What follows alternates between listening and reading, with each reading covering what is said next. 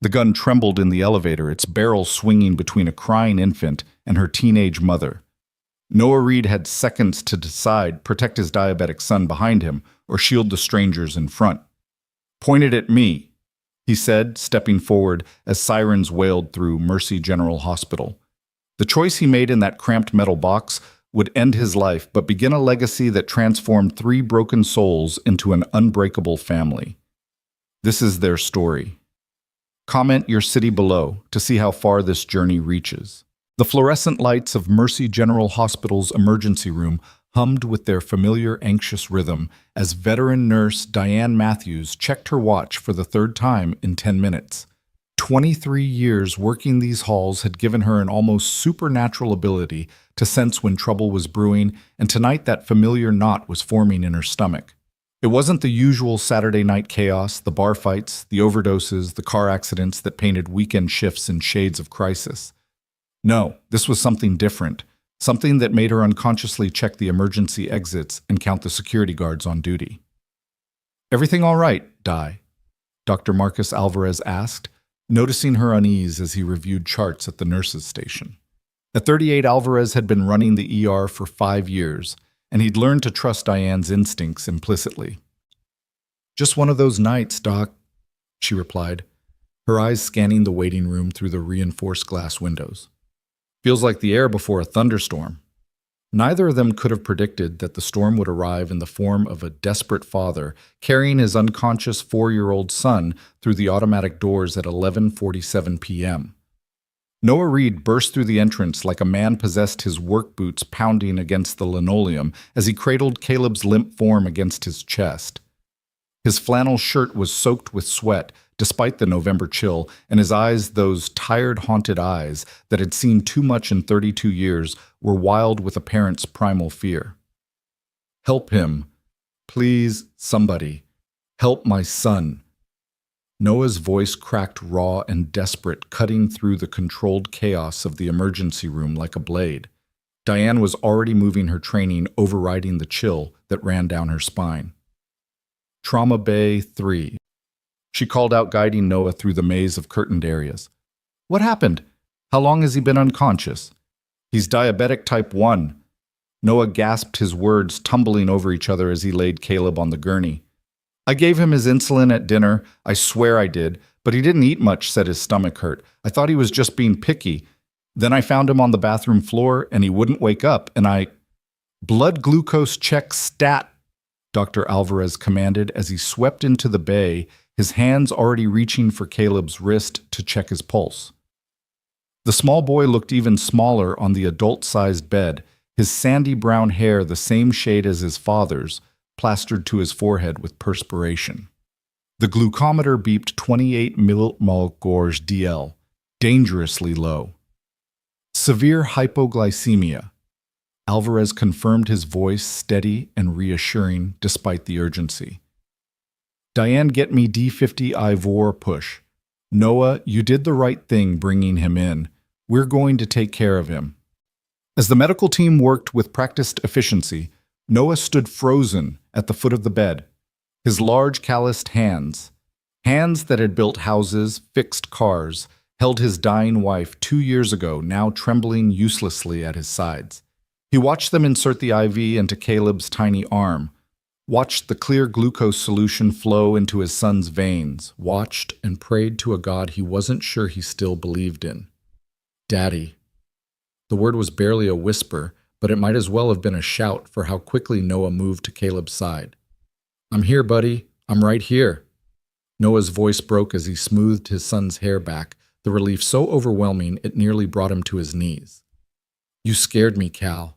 You scared Daddy real bad." Caleb's brown eyes, still glassy but focusing now, found his father's face. "My tummy still hurts." "I know, baby. The doctors are going to make it better.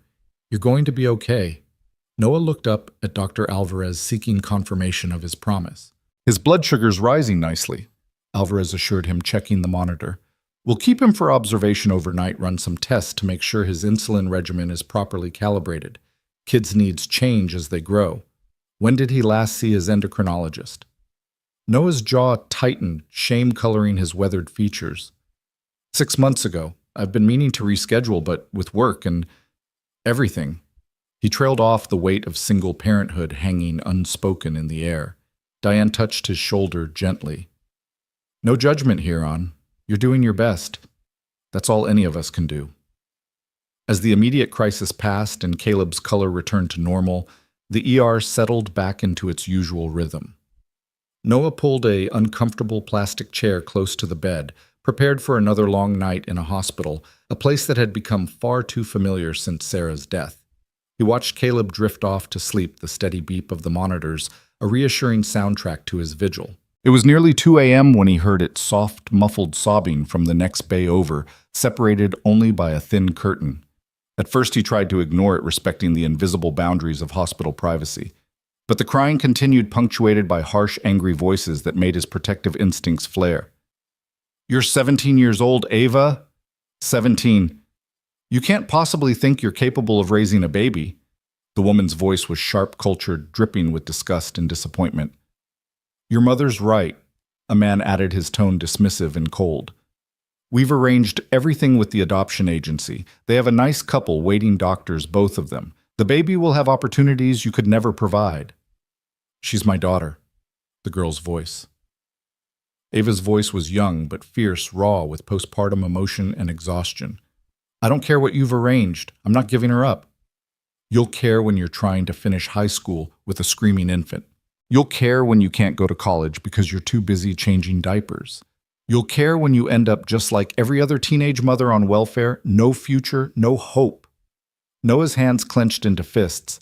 He knew he should mind his own business, knew he had enough problems without taking on someone else's, but something about the girl's desperate sobs pulled at him. Maybe it was the memory of Sarah, fierce and protective, when she'd held Caleb for the first time. Maybe it was the bone-deep exhaustion that made him too tired to remember why getting involved was a bad idea. Or maybe it was just that loneliness recognizes loneliness even through a hospital curtain.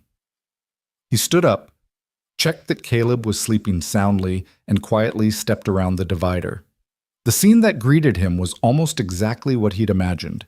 A teenage girl, Ava, sat propped up in the hospital bed, her dark hair tangled and her face swollen from crying. She held a tiny bundle wrapped in the standard-issue pink hospital blanket, clutching the baby like someone might snatch her away at any moment. Which Noah realized someone might. Standing over her were two adults who could only be her parents. The woman was impeccably dressed, even at 2 a.m., her blonde hair perfectly styled, her designer handbag worth more than Noah made in a month. The man beside her wore a suit that probably cost more than Noah's truck, his expression one of barely controlled fury. All three turned to look at him, and Noah suddenly felt very aware of his worn jeans, his faded flannel, his work boots that had seen better days. "Can we help you?" the man asked, his tone suggesting that help was the last thing he intended to offer.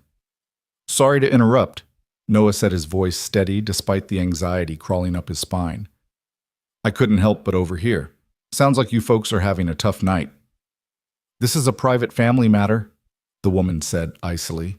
"I'd appreciate if you'd—" "I'm a father," Noah interrupted, surprising himself with his boldness. "Lost my wife 2 years ago. Been raising my son alone ever since. He's in the next bed over diabetic crisis. Almost lost him tonight." Ava looked at him with eyes that seemed far too old for 17 eyes that had seen their own share of loss and disappointment. "The thing is," Noah continued addressing Ava directly, now ignoring her parents' indignant expressions, "being a parent is the hardest thing you'll ever do. It'll test you in ways you can't imagine. You'll make mistakes, God knows I make them every day. You'll be tired, scared, overwhelmed. Some days you'll wonder if you're ruining your kid's life just by being their parent." Ava's mother made a satisfied sound as if Noah was proving her point. "But," Noah said, his voice growing stronger, "it's also the most important thing you'll ever do. That little girl in your arms.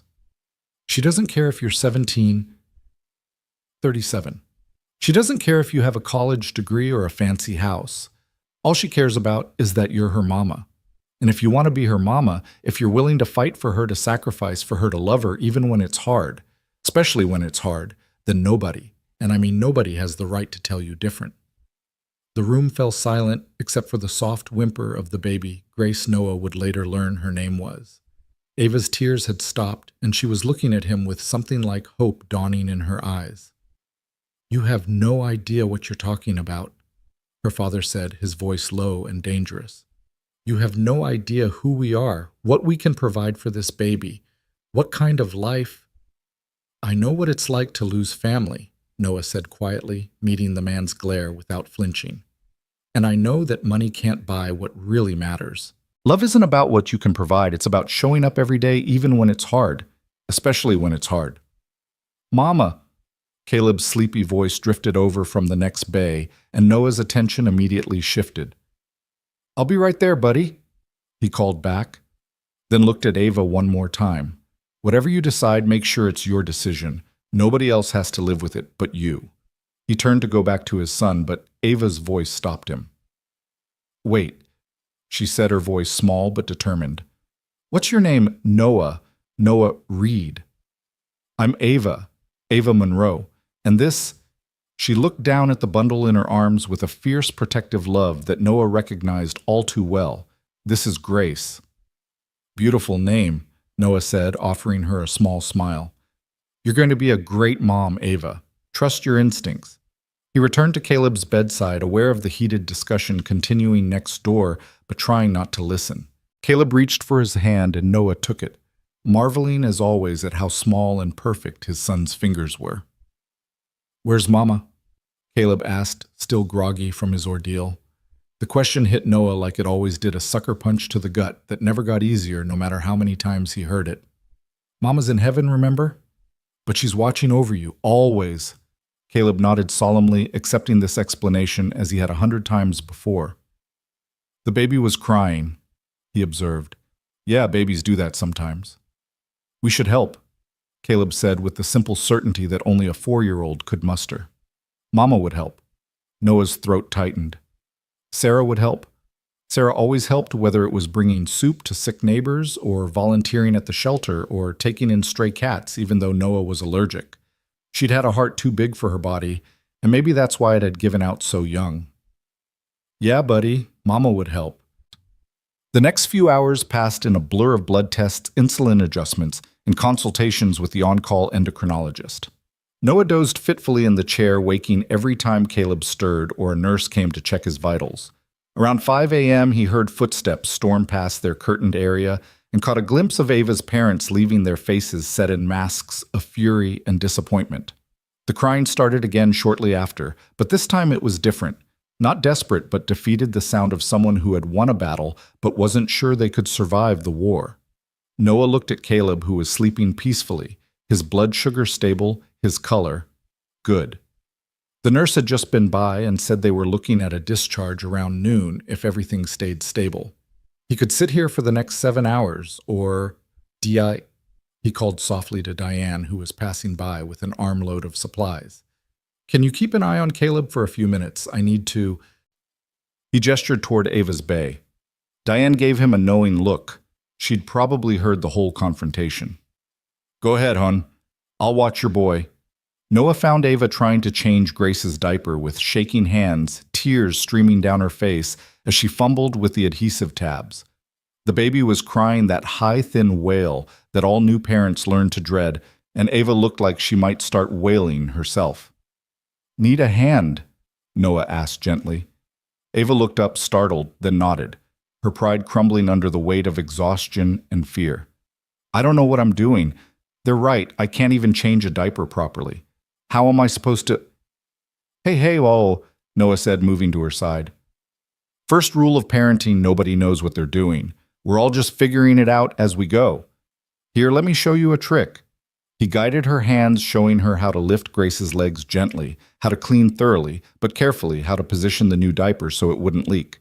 It was muscle memory for him now, but he remembered those first terrifying weeks with Caleb when every diaper change felt like defusing a bomb.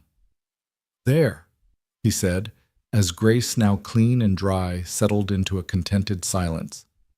"See, you did that." "My parents left," Ava said quietly, staring down at her daughter. "They said if I keep her, I'm on my own. No college fund, no trust fund, no home.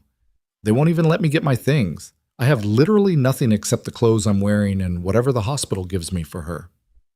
Noah's jaw tightened. He'd grown up poor, but he'd always had family. He couldn't imagine being 17, having just given birth, and being completely abandoned by the people who were supposed to love you unconditionally. "Where's Grace's father?" he asked carefully. Ava's laugh was bitter. "Derek, he's at Syracuse playing lacrosse. His parents paid my parents to handle the situation. He blocked my number the day I told him I was pregnant." So much for love, right? Noah was quiet for a moment, thinking. It was insane what he was considering. Completely, utterly insane. He had a sick kid, a demanding job, a 2-bedroom apartment that was barely big enough for him and Caleb. He was drowning in medical bills, barely keeping his head above water.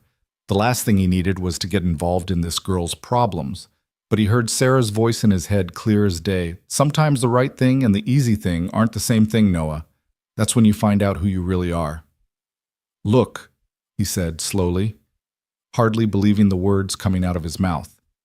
"I have a couch. It's not much. My apartment's pretty small, and it's not in the best neighborhood. But it's safe, and it's warm, and you and Grace would be welcome until you figure things out." Ava stared at him like he'd started speaking in tongues. "You don't even know me. I could be a drug addict, or a thief, or... Are you? No, but then we're good."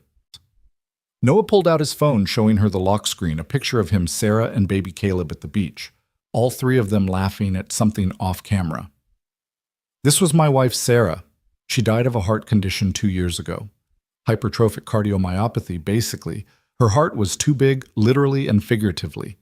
She was always taking in strays, people, animals, lost causes. Used to drive me crazy." He smiled at the memory, though it hurt like pressing on a bruise.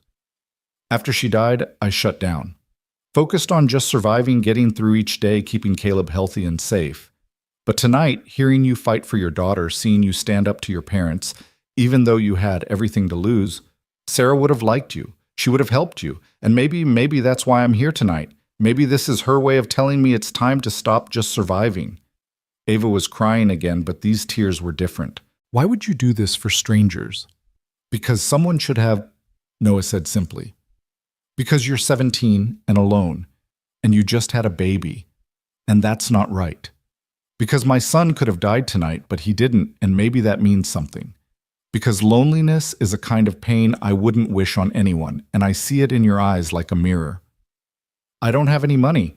I can't pay rent, or... We'll figure it out," Noah interrupted. "Can you cook?" "Yes, actually. My grandmother taught me before she died." "Then you can help with meals. Maybe watch Caleb sometimes when I have to work late. We'll make it work." He paused, then added, "But this isn't charity, and it's not permanent. This is just until you get on your feet. You'll need to get your GED, find a job, figure out childcare. It won't be easy." "Nothing about this is easy," Ava said, looking down at Grace, who had fallen asleep in her arms. "But she's worth it. She has to be worth it." "She is," Noah assured her. "They always are." Dr. Alvarez appeared in the doorway, looking between them with raised eyebrows. "Mr. Reed Caleb's asking for you, and Ms. Monroe, the social worker, is here to discuss your discharge planning." The social worker turned out to be a kind, tired-looking woman named Patricia, who had clearly seen too many teenage mothers abandoned by their families. She listened to Ava's situation with professional detachment, then raised both eyebrows when Noah explained his offer. "Mr. Reed, while your generosity is admirable, I have to ask, are you sure you've thought this through? Taking in a minor and her infant is a significant responsibility." "She's 17, Noah pointed out. "In New York, she can leave home at 17. She's not a runaway if her parents kicked her out." "That's technically true, but I aged out of foster care," Noah said quietly, and Ava looked at him in surprise. "I know what it's like to have nobody. I had to figure everything out on my own, how to get an apartment, how to open a bank account, how to be an adult when you're still just a kid.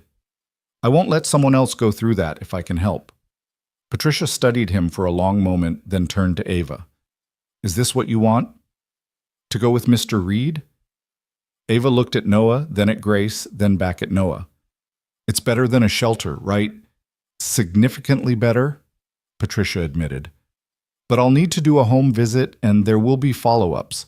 Mr. Reed, I'll need to run a background check." "Do whatever you need to do," Noah said. "I've got nothing to hide." The next few hours were a whirlwind of paperwork, phone calls, and preparations. Noah called his foreman to say he wouldn't be in for his shift the first time he'd missed work in 2 years. Diane helped gather supplies from the hospital's donation closet, diapers, formula, a few tiny onesies that had seen better days but were clean and soft. Caleb, once he understood that the girl and the baby were coming home with them, was thrilled. "Like a sleepover," he announced, bouncing on his hospital bed despite Noah's attempts to keep him calm. "Kind of buddy, but longer." "How long? I don't know yet. Is that okay?" Caleb considered this seriously, then nodded. "The baby is small. She needs help. We're helpers, right, Daddy?" "Like Mama was." Noah's chest tightened. "Yeah, Cal. We're helpers." By noon, they were ready to leave. Noah pulled his beat-up Ford F-150 around to the patient discharge area, realizing belatedly that he didn't have a car seat for Grace. Diane came through again, producing one from the hospital's loan program. "You bring it back when you get your own," she said, helping to install it properly. "And Noah, what you're doing? It's good, really good." "It's probably stupid," Noah admitted, double-checking the straps. "The best things usually are," Diane replied with a knowing smile. The drive to Noah's apartment was quiet, except for Caleb's chatter about showing Grace his toys and teaching her colors, apparently not understanding that newborns couldn't play with blocks or learn the alphabet yet. Ava sat in the back with Grace, looking out the window as they left the nice part of town and entered Noah's neighborhood working class, a little rough around the edges, but home. The apartment building was a tired-looking brick structure, 5 stories of fading respectability. The elevator had been broken for 3 months, and the stairwell smelled faintly of cabbage and stronger things Noah tried not to think about. He carried Grace's car seat while Ava managed the diaper bag, and Caleb bounded ahead, his earlier crisis seemingly forgotten with the resilience only children possessed. "It's not much," Noah said apologetically as he unlocked the door to 3B. "But it's clean, and the neighbors mostly keep to themselves." The apartment was small but tidy, clearly the home of someone trying their best with limited resources. The living room held a worn but comfortable couch, a coffee table marked with crayon scribbles, and a TV that had seen better decades. The kitchen was barely big enough for 2 people to stand in, but it was clean with Caleb's artwork covering the refrigerator and a small table with 3 mismatched chairs.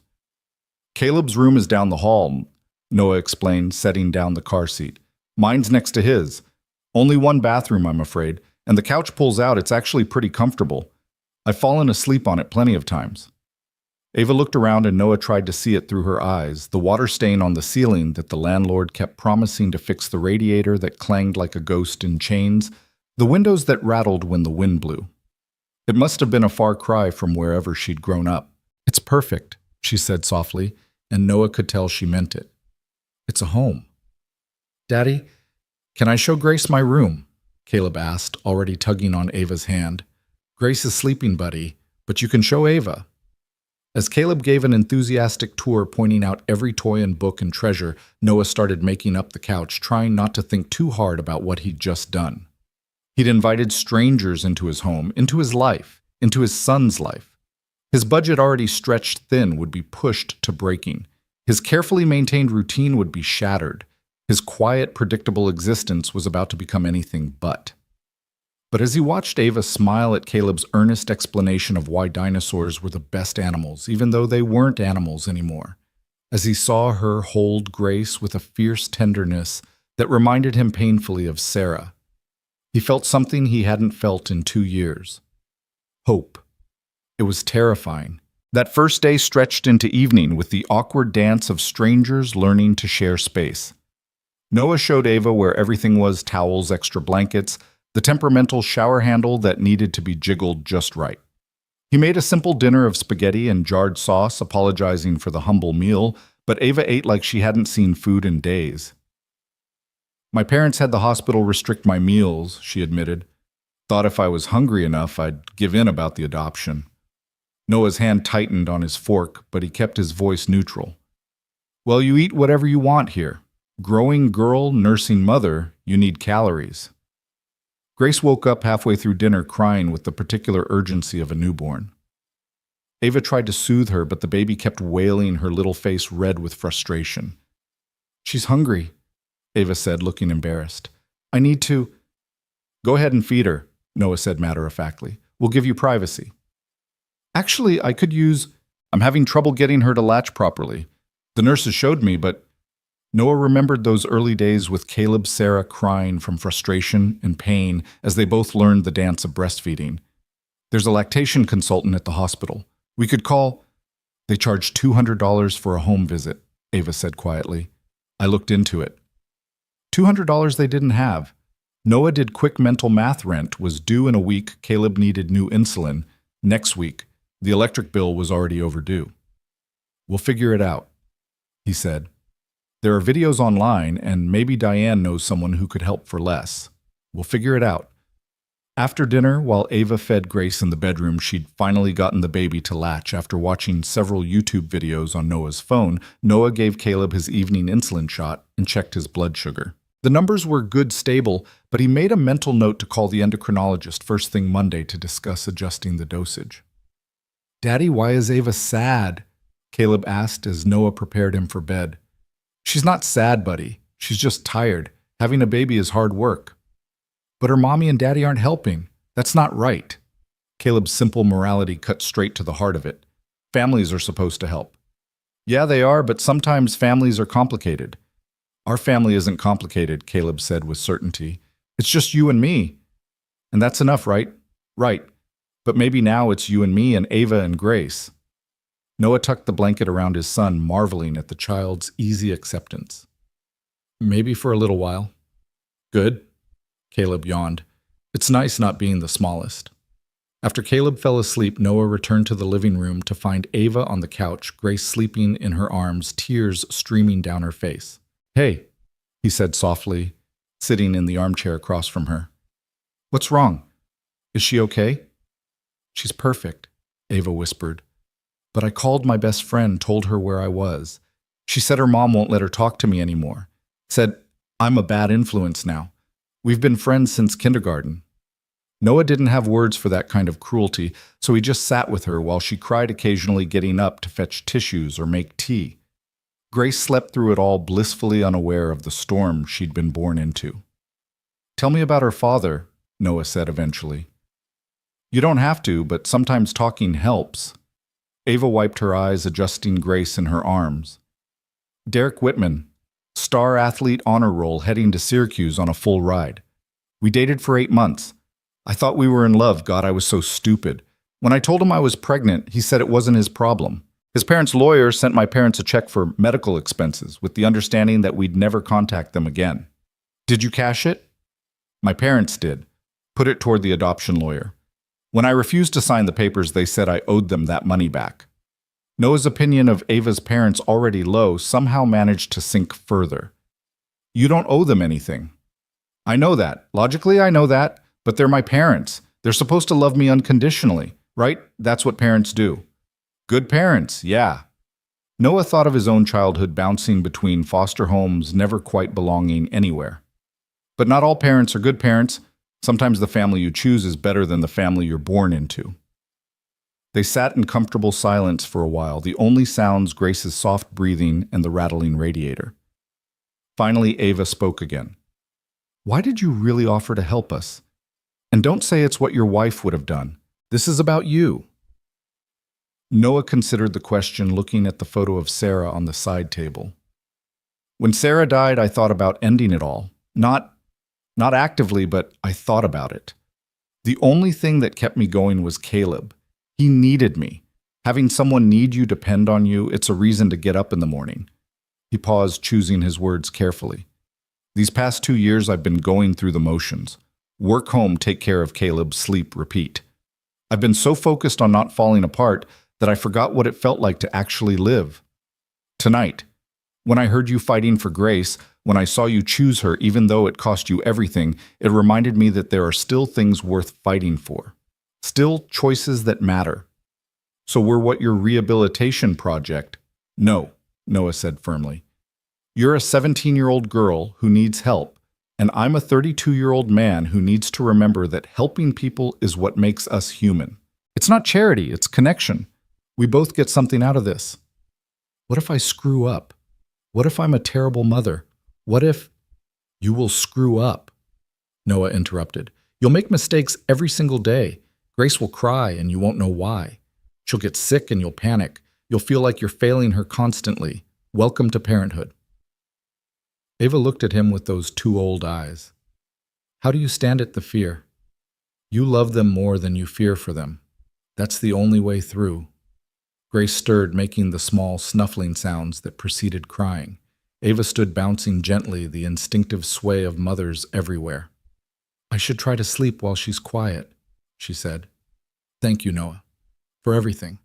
I don't know how I'll ever repay it. No debts between friends, Noah said. That's rule number 1. Are we friends? I'd like to be. Ava smiled, the first real smile he'd seen from her. I'd like that too. As she settled on the pull-out couch with Grace and the bassinet beside her, another loan from Diane's mysterious hospital connections. Noah did a final check on Caleb, then retreated to his own room. He lay in the dark, staring at the ceiling, listening to the unfamiliar sounds of a baby in his home. What had he done? But underneath the fear and uncertainty, something else stirred. For the first time in 2 years, the apartment didn't feel empty. The future, which had stretched ahead in an endless gray monotony of survival, suddenly held possibilities he hadn't dared imagine. His phone buzzed with a text from Diane. Heard what you did? Sarah would be proud. I am too. Noah set the phone aside and closed his eyes, Sarah's voice echoing in his memory. Sometimes the best things happen when you stop playing it safe, Noah. Sometimes you have to jump and trust that you'll figure out how to fly on the way down. I jumped, Sarah, he whispered to the darkness. God help me, I jumped. Outside, the city hummed with its restless energy sirens. In the distance, music from the apartment below, the couple next door arguing about money again. But inside 3B, a strange peace settled over the makeshift family. 4 souls brought together by crisis and kindness, each carrying their own wounds, each offering what healing they could to the others. It wasn't a beginning exactly. Noah and Caleb had been living their story for years, and Ava and Grace's story had started months ago in a different kind of crisis. But it was a convergence, a moment when separate paths merged into something new, something none of them could have predicted. The quiet before the siren had passed.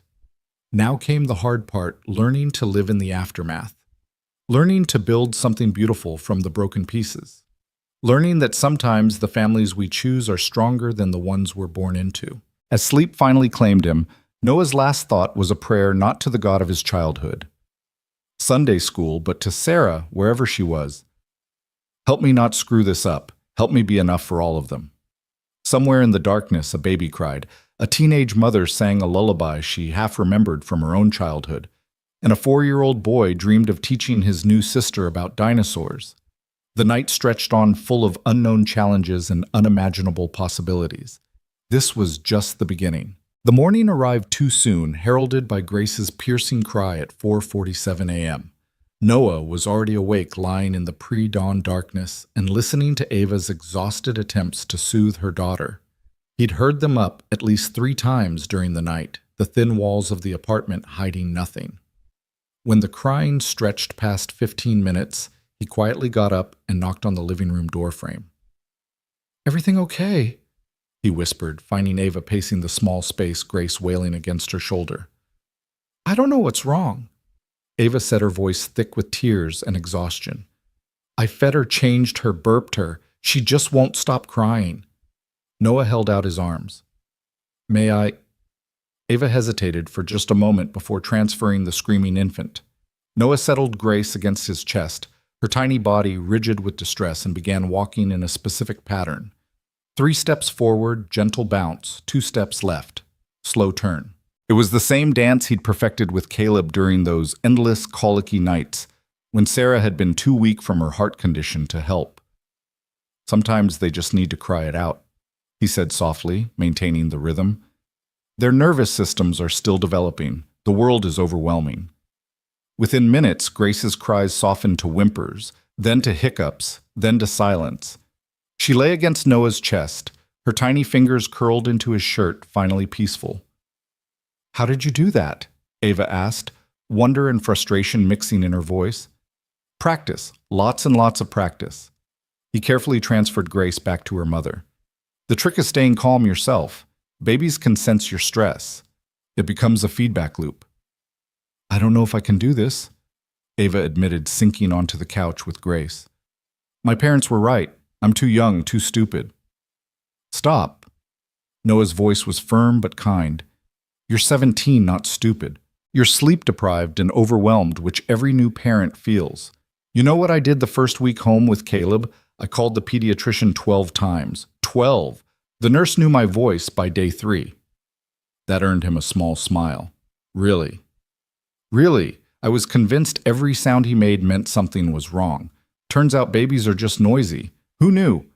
The next few weeks fell into a rhythm that was chaotic, but somehow functional. Noah returned to work, taking every overtime shift he could get to cover the additional expenses. Ava, true to her word, took over cooking and helped with Caleb while learning to navigate motherhood. She had a natural way with Noah's son, patient with his endless questions and careful about his medical needs. Why does Grace cry so much? Caleb asked one evening as Ava prepared dinner. A pot roast she'd found a recipe for online, filling the apartment with scents that reminded Noah painfully of Sunday dinners at Sarah's parents' house before everything fell apart. She can't talk yet, Ava explained, adjusting Grace in the baby wrap Noah had found at a thrift store. Crying is how she tells us things. Like what? Like she's hungry or tired or needs a new diaper or sometimes just that she wants a cuddle. Caleb considered this seriously. I'm glad I can talk. Crying seems hard. The simple observation made both adults laugh, a moment of lightness in what had been a challenging day. Noah had come home to find Ava in tears because Grace had projectile vomited all over the last clean outfit either of them had, and the laundromat was closed for repairs. We'll hand wash them, Noah had said, rolling up his sleeves. Old school style. They'd spent the evening with the bathtub full of soapy water, Noah teaching Ava how to properly hand-wash delicates, while Caleb entertained Grace with increasingly ridiculous faces. It wasn't how any of them had planned to spend their Tuesday night, but there was something almost peaceful about it, the four of them working together on such a mundane task. The first real test came 3 weeks after Ava and Grace moved in. Noah woke at 2 a.m. to Grace's cries, but these were different, sharp, desperate, accompanied by a rattling sound that sent ice through his veins. He found Ava holding her daughter, panic written across her face. She's burning up, Ava said, and listened to her breathing. Noah touched Grace's forehead, definitely feverish, and heard the wheeze that accompanied each breath. Without hesitation, he grabbed his keys. Hospital, now. I can't afford... Now, Ava... The drive to Mercy General was tense, Ava in the back with Grace, while Noah broke several traffic laws. Caleb, hastily bundled into his coat over his pajamas, sat wide-eyed in his booster seat. Is Grace going to be okay? He asked in a small voice. She's going to be fine, buddy, Noah said, trying to sound more confident than he felt. Dr. Alvarez was on shift again, and his face showed recognition and concern when he saw them rush in. RSV, he diagnosed after a quick examination. Respiratory syncytial virus. Common in infants, but it can be serious. We'll need to admit her for observation and breathing treatments. Ava looked like she might collapse. This is my fault. I didn't protect her. I should have... This is nobody's fault, Dr. Alvarez said firmly. RSV is everywhere this time of year. You did the right thing bringing her in immediately. They spent 3 days at the hospital taking shifts staying with Grace while she received breathing treatments and IV fluids. Noah called in sick to work his foreman's patients wearing thin, but he couldn't leave Ava alone to handle this. He remembered too well the terror of watching your child struggle to breathe. It was during the second night, as they sat in uncomfortable chairs watching Grace's oxygen levels on the monitor, that Ava told him more about her family. My mother had me when she was 35, she said quietly. Everything planned, everything perfect. The right husband, the right house, the right time. I was supposed to be perfect too. Private schools, violin lessons, SAT prep starting in 8th grade. I was going to Yale, then law school, then join my father's firm. She laughed bitterly. Then Derek happened. One party too much wine, and suddenly their perfect daughter was pregnant at 16. You should have seen their faces when I told them, like I died right there in their marble kitchen.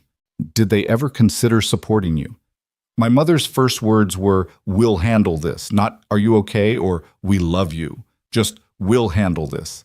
Like I was a problem to be solved, not their daughter who needed them. Noah reached over and squeezed her hand. Their loss. Grace is amazing. She is, isn't she?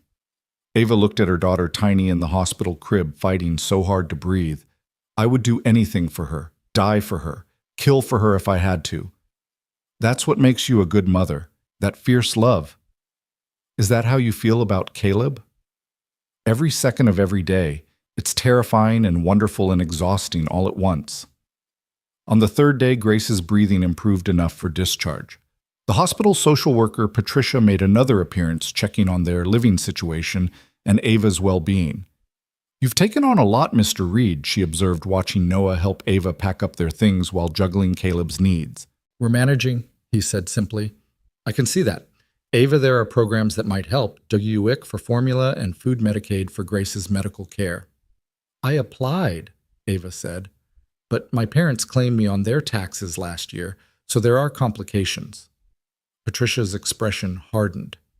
They kicked you out, but are still claiming you as a dependent. They said I owe them for the medical expenses they paid. That's not how that works.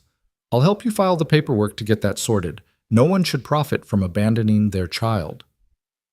Back home, they settled into a new normal that accounted for Grace's vulnerability. Noah baby-proofed the apartment as much as possible, sealing drafts and running a humidifier to help with her breathing. Ava became hypervigilant about hand-washing and visitors, though they had few enough of those. The visitor they did have surprised everyone. Mrs. Chen from 3C appeared at their door one evening with a pot of soup and a no-nonsense expression. The elderly Chinese woman had lived in the building for 20 years and rarely spoke to anyone, but she'd apparently been watching their comings and goings. "Baby's sick, I heard," she said in accented English, pushing past Noah to set the soup on the stove. "This help, traditional recipe, good for breathing." She examined Grace with gentle hands, nodding approvingly at how Ava held her. "Young mother, but good mother," she declared. "You," she pointed at Noah. "Good man, stupid, but good." "Stupid?" Noah asked, amused rather than offended. "Taken strangers, no money, small apartment. Stupid, but good heart. Like my husband, dead now, but was same kind of stupid." She began appearing regularly after that, bringing food holding Grace, while Ava showered, teaching her remedies from her homeland. She even watched Caleb sometimes when Noah had to work late and Ava had to take Grace to appointments. "Why are you helping us?" Ava asked one day. Mrs. Chen's weathered face softened.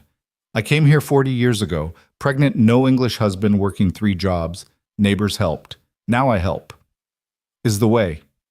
The way." Noah thought about that a lot. The way people were supposed to be with each other, but so often weren't.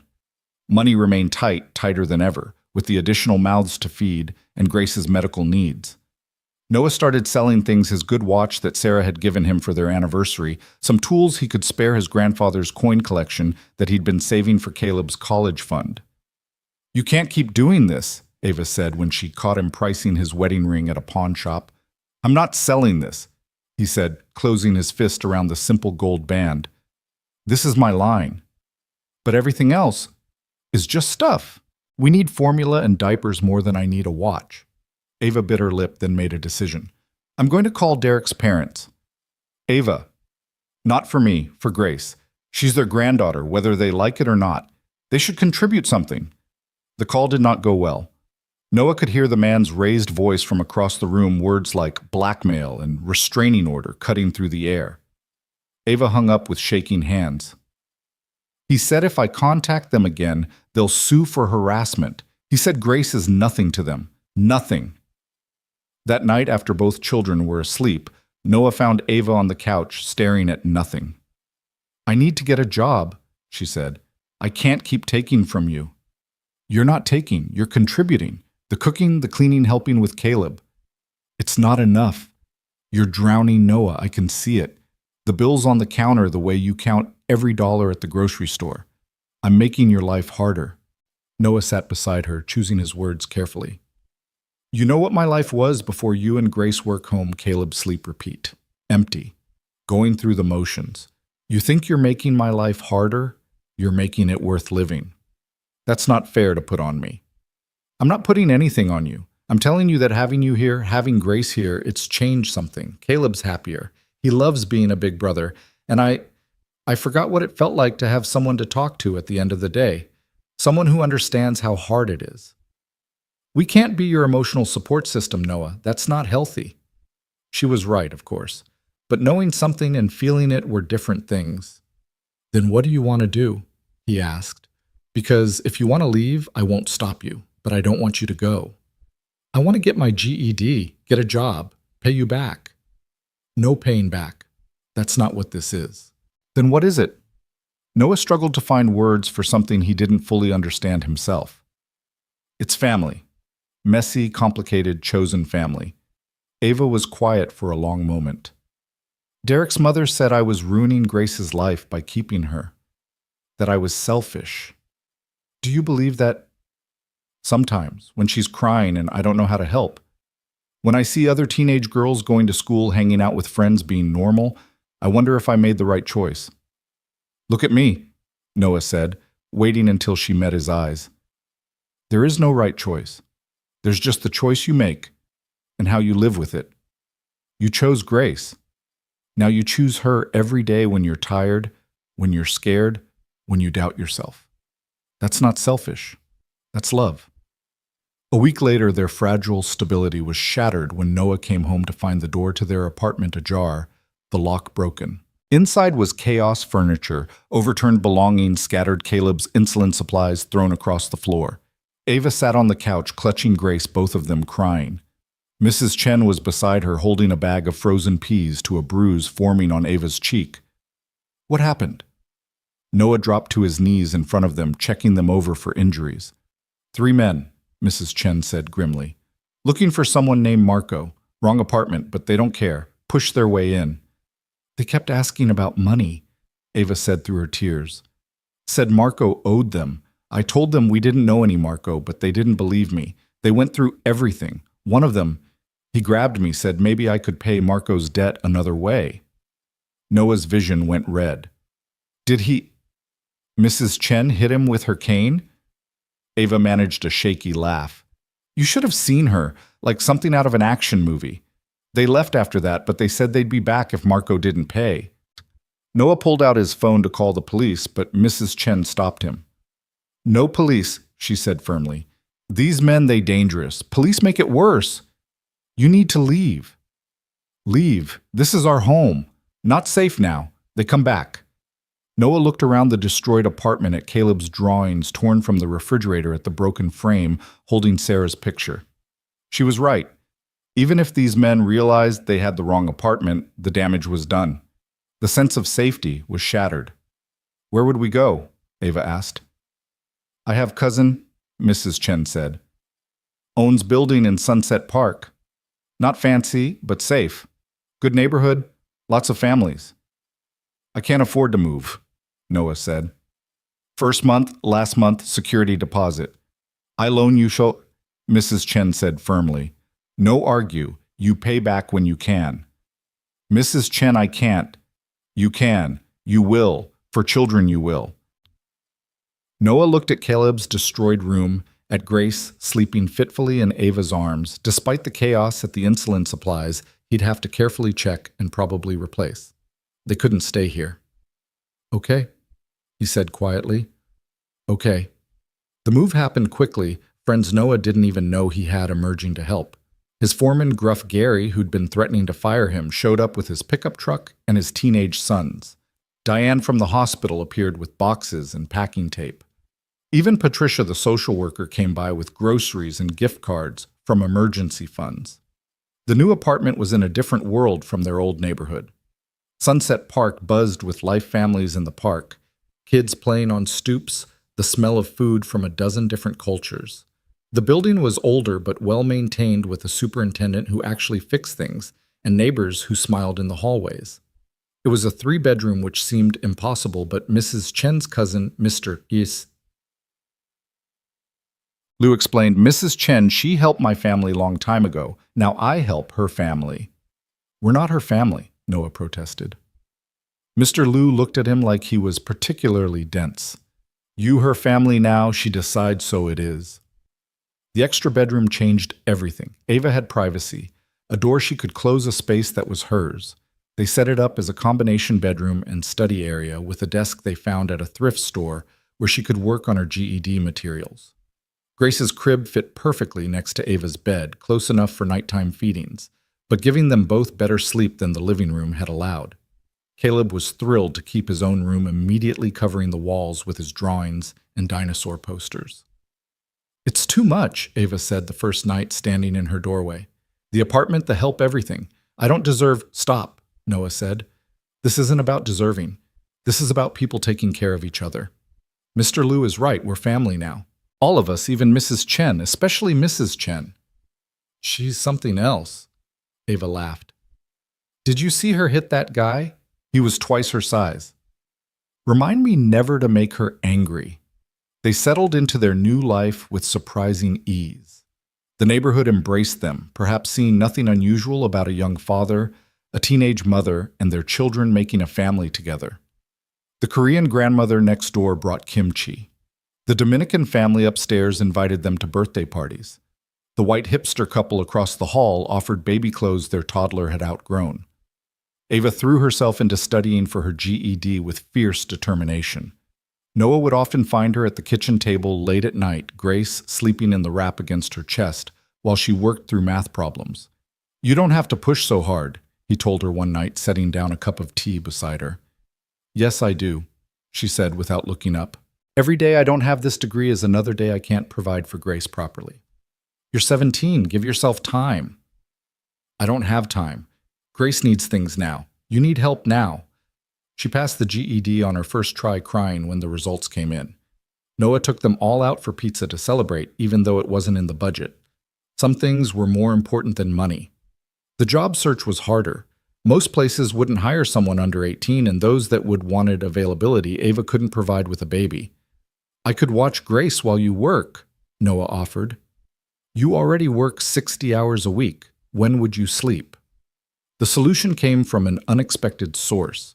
Diane called with news of an opening at the hospital, not medical, but in the cafeteria. The hours were early morning, which meant Noah could watch Grace before his shift, and Ava would be home when Caleb got back from preschool. It's not glamorous, Diane warned. I'll take it, Ava said immediately. She started the next week getting up at 4 a.m. to feed Grace before leaving her with Noah. It was exhausting for everyone, but Ava's first paycheck, small as it was, represented something huge. I want to pay rent, Sa, she announced. Ava? Not all of it. I know I can't afford that yet, but something. I need to contribute. They negotiated a small amount, far less than her fair share, but enough to preserve her dignity. Noah put the money in an envelope marked Grace's college fund, though he didn't tell Ava that. Winter came hard and fast, bringing new challenges. The heating in the new apartment was better, but Grace caught cold after cold, each one sending Ava into a spiral of anxiety after the RSV scare.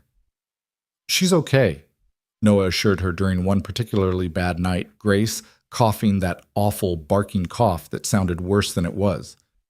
Kids get sick. It builds their immune system. What if it's not just a cold? What if I miss something serious? Then we go to the hospital. That's what it's there for. Easy for you to say. Caleb's on your insurance. It was true, and it was a problem Noah didn't know how to solve. Medicaid covered some things, but not everything, and the bills were piling up despite Patricia's help navigating the system. The breaking point came when Caleb's insulin pump malfunctioned. Insurance would cover a replacement, but not for 3 weeks, which meant going back to multiple daily injections in the meantime. I'm scared, Daddy, Caleb admitted as Noah prepared the first injection. What if I get really sick again? You won't. We're watching you so carefully, but I know it's scary, buddy. Is this because of money? The question hit Noah like a punch. What makes you think that? I heard you on the phone. You said we couldn't afford the expedited replacement.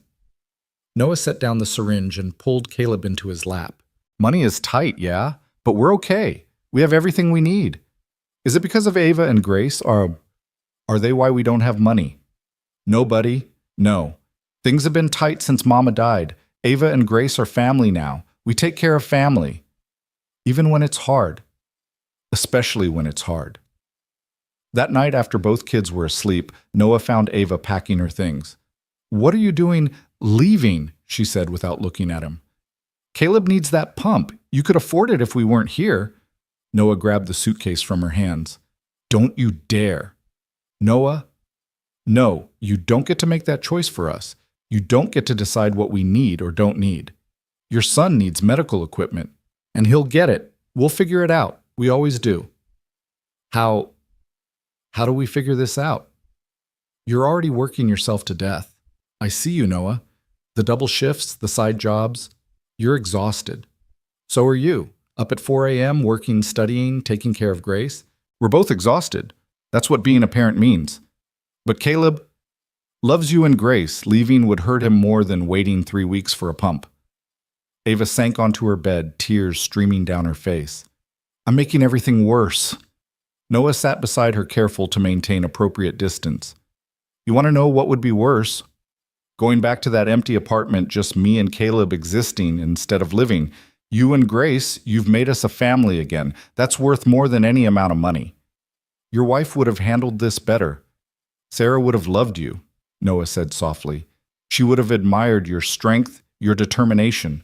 She would have been proud to call you family." Grace stirred in her crib, making the small sounds that meant she'd be awake soon. Ava moved to pick her up, then stopped. "I got a call today," she said quietly, "from my mother." Noah's stomach clenched. "What did she want?" "To see if I'd changed my mind. She said the adoption could still be arranged, said they'd pay for everything, apartment, college, fresh start. All I have to do is give up Grace." "What did you tell her?" Ava picked up her daughter, holding her close. "I told her I already have a family, that Grace has an uncle and a brother and a grandmother who hits people with canes. I told her we don't need her money." "Was she angry?" "She said I'd regret it, said I was throwing my life away for nothing." "Do you think you are—" Ava looked at Grace, then at Noah, then toward the door where Caleb slept. "I'm 17 years old. I have a beautiful daughter, a job, a home with people who actually care about us. How is that throwing my life away?" The next morning brought unexpected relief. Gary showed up at their door with an envelope. "The guys at the site took up a collection," he said gruffly, not meeting Noah's eyes. "For the pump thing. Heard from Mrs. Chen your boy needed it faster. And inside was enough money for the expedited replacement with some left over. Gary, I can't. You can and you will. You're a good worker, Reed. Good man. We take care of our own." After Gary left, Noah sat at the kitchen table, overwhelmed by the kindness of people he'd barely thought knew his name. "You okay?" Ava asked, finding him there. "People are good," he said, voice thick with emotion. "Sometimes I forget that, but people are mostly good." "You're good," she said. "That's why good comes back to you." Spring arrived slowly that year, creeping into Brooklyn with tentative sunshine and the first green shoots in Sunset Park. Grace was almost 14 months old now, taking her first wobbling steps while holding onto the coffee table, her delighted squeals filling the apartment whenever she managed to stand on her own for a few seconds. Caleb, now 5 and preparing for kindergarten in the fall, had appointed himself her personal cheerleader and protector, cushioning her falls with pillows he strategically placed around the living room. "She's going to walk today, I can feel it," he announced one Saturday morning, setting up what he called Grace's walking course, between the couch and the armchair. Ava laughed from the kitchen where she was making pancakes, a Saturday tradition that had developed over the months. "You said that yesterday, Cal. But today's different. Today's special." Noah looked up from the bills he was reviewing at the table, a task that had become slightly less terrifying lately. Ava's steady income from the hospital cafeteria, combined with some recent overtime on a construction project, had given them breathing room they hadn't had in months. Not comfort, certainly not luxury, but room to breathe. "What makes today special, buddy?" Noah asked, setting aside the papers. "Just feels special," Caleb said with the certainty only a 5-year-old could muster. As if on cue, Grace pulled herself up on the couch, looked directly at Caleb with determination that reminded Noah painfully of Ava, and took 3 independent steps before falling onto her padded bottom. The apartment erupted in celebration. Caleb danced around shouting, I told you," while Ava rushed from the kitchen, spatula still in hand, tears streaming down her face as she scooped up her daughter. "You did it, baby girl. You walk. Noah found himself grinning like an idiot, his phone already out to capture the moment, as Grace, encouraged by the reaction, pulled herself up to try again. This time, she managed 5 steps before Caleb caught her in a gentle hug. "I'm the best big brother ever," he declared, and Noah couldn't argue with that. Mrs. Chen arrived for her weekly Saturday visit just as they were sitting down to pancakes Grace in her high chair, enthusiastically smearing maple syrup across her face. "Walking baby now," she observed with satisfaction. "Good. Strong girl like her mother." "Like her grandmother, too," Ava said, squeezing Mrs. Chen's hand. The older woman's tough exterior cracked, just slightly, a small smile playing at her lips. Over the past months, their makeshift family had solidified into something real and lasting. Mrs. Chen came for dinner every Saturday and Wednesday, teaching Ava to cook traditional Chinese dishes while regaling them with stories of her youth in Beijing. Gary from the construction site had started bringing Caleb to the occasional Giants game, gruffly claiming he had extra tickets that would go to waste otherwise. Even Diane from the hospital had become a regular presence, stopping by with hand-me-downs from her grown children's baby years, and staying for coffee that turned into long conversations about life loss and moving forward. "Grace has her 1-year checkup next week," Ava mentioned as they ate. "Dr. Martinez wants to make sure her lungs are developing properly after the RSV." "Which day?" Noah asked, already mentally reviewing his work schedule. "Thursday at 2. You don't have to come. I know you're working on that big project." "I'll be there," he said firmly. He'd made it to every important appointment, rearranging his schedule however necessary. Being there wasn't just about support, it was about being family, being present for the milestones and the mundane moments alike. The following Thursday arrived gray and drizzly, matching none of their moods as they prepared for the hospital visit. Grace, now confident in her walking abilities, toddled around the apartment in the tiny sneakers Mrs. Chen had bought her, resistant to being constrained in her stroller. "Come on, princess," Ava coaxed, trying to buckle her in. "We're going to see Dr. Martinez. You like her, remember. She has the funny glasses." Grace's response was to arch her back and let out a protest that could probably be heard 3 floors down. "Here," Noah said, pulling out his phone. "Grace want to see the video of you walking."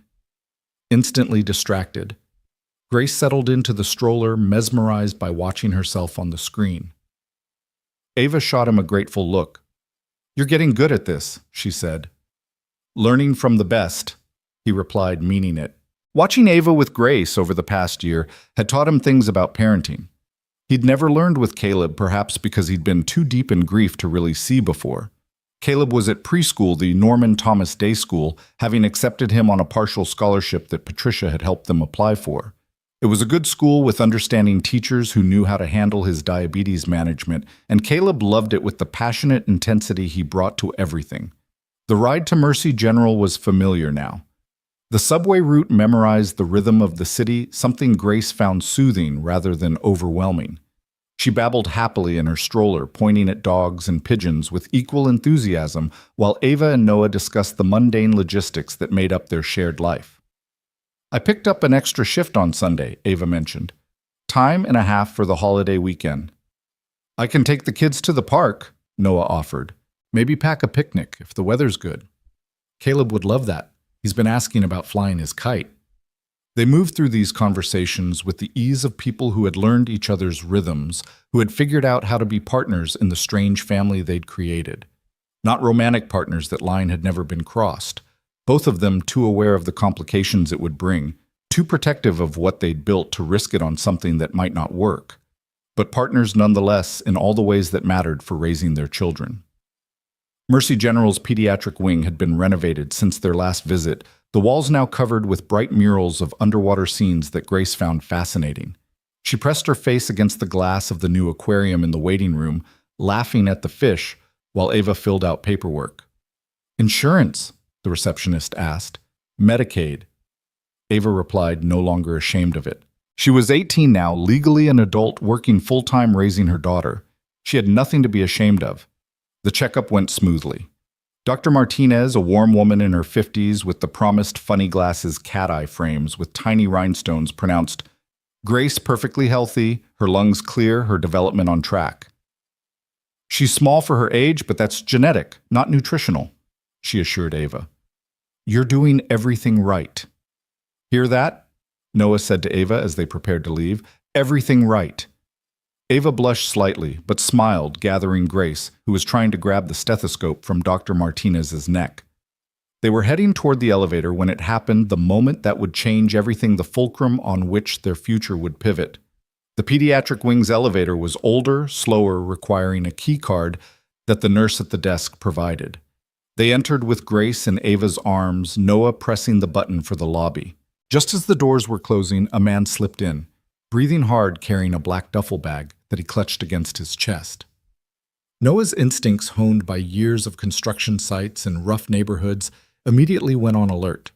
The man was youngish, maybe late 20s, with the jittery energy of someone on something or coming down from something. His eyes darted constantly and sweat beaded his forehead despite the cool day. Going down? Noah asked carefully, his body automatically shifting to put himself between the stranger and Ava. The man didn't answer, just nodded sharply, his hand going into the duffel bag. Time seemed to slow as Noah saw the gun emerge black and brutal in the fluorescent light of the elevator. His mind processed multiple things simultaneously. Ava's sharp intake of breath, Grace beginning to cry at the sudden tension, the sound of sirens in the distance growing closer, the way the man's hand shook as he pointed the weapon vaguely in their direction. "Nobody move," the man said, his voice high and desperate. "Just, nobody move." "Okay," Noah said, his voice remarkably calm considering his heart was trying to punch through his chest. "We're not moving. Everything's okay." "It's not okay," the man shouted, the gun swinging wildly. "Nothing's okay. They're coming. They're all coming, and I need... What do you need?" Noah kept his voice steady, therapeutic, the way he talked to Caleb during his worst diabetic episodes when confusion set in. "Maybe we can help."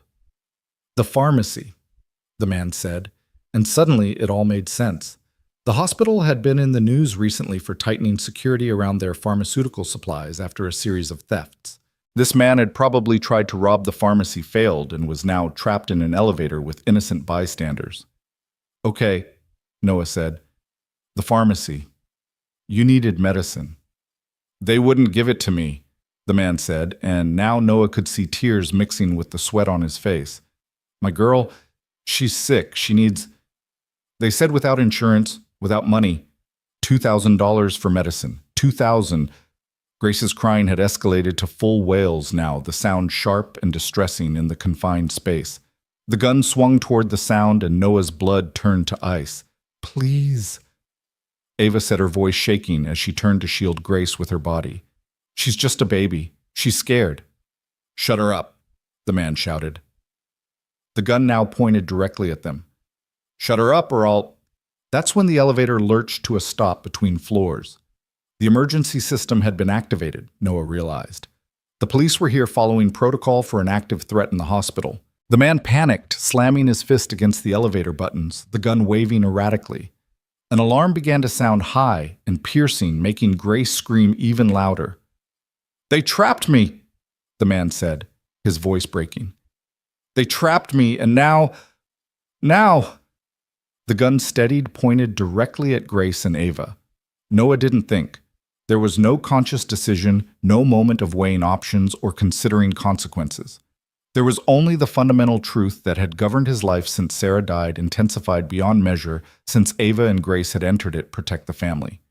Whatever the cost, protect the family. He stepped forward, placing his chest directly against the barrel of the gun. "Pointed at me," he said quietly, his eyes locked on the gunman's. "Whatever you're going to do, you do it to me, not them." "Noah, no," Ava's voice behind him desperate. "Take care of your sister, Ava," Noah said, without turning around, the words coming from somewhere deep and certain. "Take care of Caleb. Promise me." "Stop it!" the gunman shouted, but Noah could see the confusion in his eyes, the plan derailing. "You said your girl is sick." Noah continued, his voice still impossibly calm, even as he felt the cold metal through his shirt. You're a father trying to save his child. I understand that. I'm a father too. That's my son's sister crying behind me. Please. Whatever happens, let it happen to me. The sirens were louder now, probably right outside. The elevator intercom crackled to life. This is the NYPD. We have the building surrounded. Release the hostages and— There are no hostages, Noah shouted toward the intercom, not breaking eye contact with the gunman. Just a misunderstanding. This man needs help. His daughter is sick. Shut up. The gunman pressed the gun harder against Noah's chest. You don't know— I know you're not a killer, Noah said. I know you're desperate and scared and trying to save someone you love. That doesn't make you evil. It makes you human. They won't understand, the man said, and Noah could see him crumbling the weight of what he'd done crashing down. They'll lock me up, and my girl, she'll die without me. She'll— The intercom crackled again, and this time Noah recognized the voice, Dr. Alvarez. This is Dr. Marcus Alvarez. I'm the head of emergency medicine. Sir, if your daughter is sick, let me help. Tell me what she needs. The gunman looked at the intercom, then at Noah, then at Ava and Grace behind him. Grace had quieted to hiccuping sobs, and in the relative quiet they could all hear the tactical teams in the shaft above. Insulin, the man whispered. She needs insulin, type 1 diabetes. We lost our insurance when I lost my job, and the pharmacy wanted $2,000 for a month's supply, and I don't have insulin. Noah repeated, his voice breaking slightly. Your daughter has type 1 diabetes. She's 6, the man said, tears flowing freely now. 6 years old, and they wanted to let her die for money.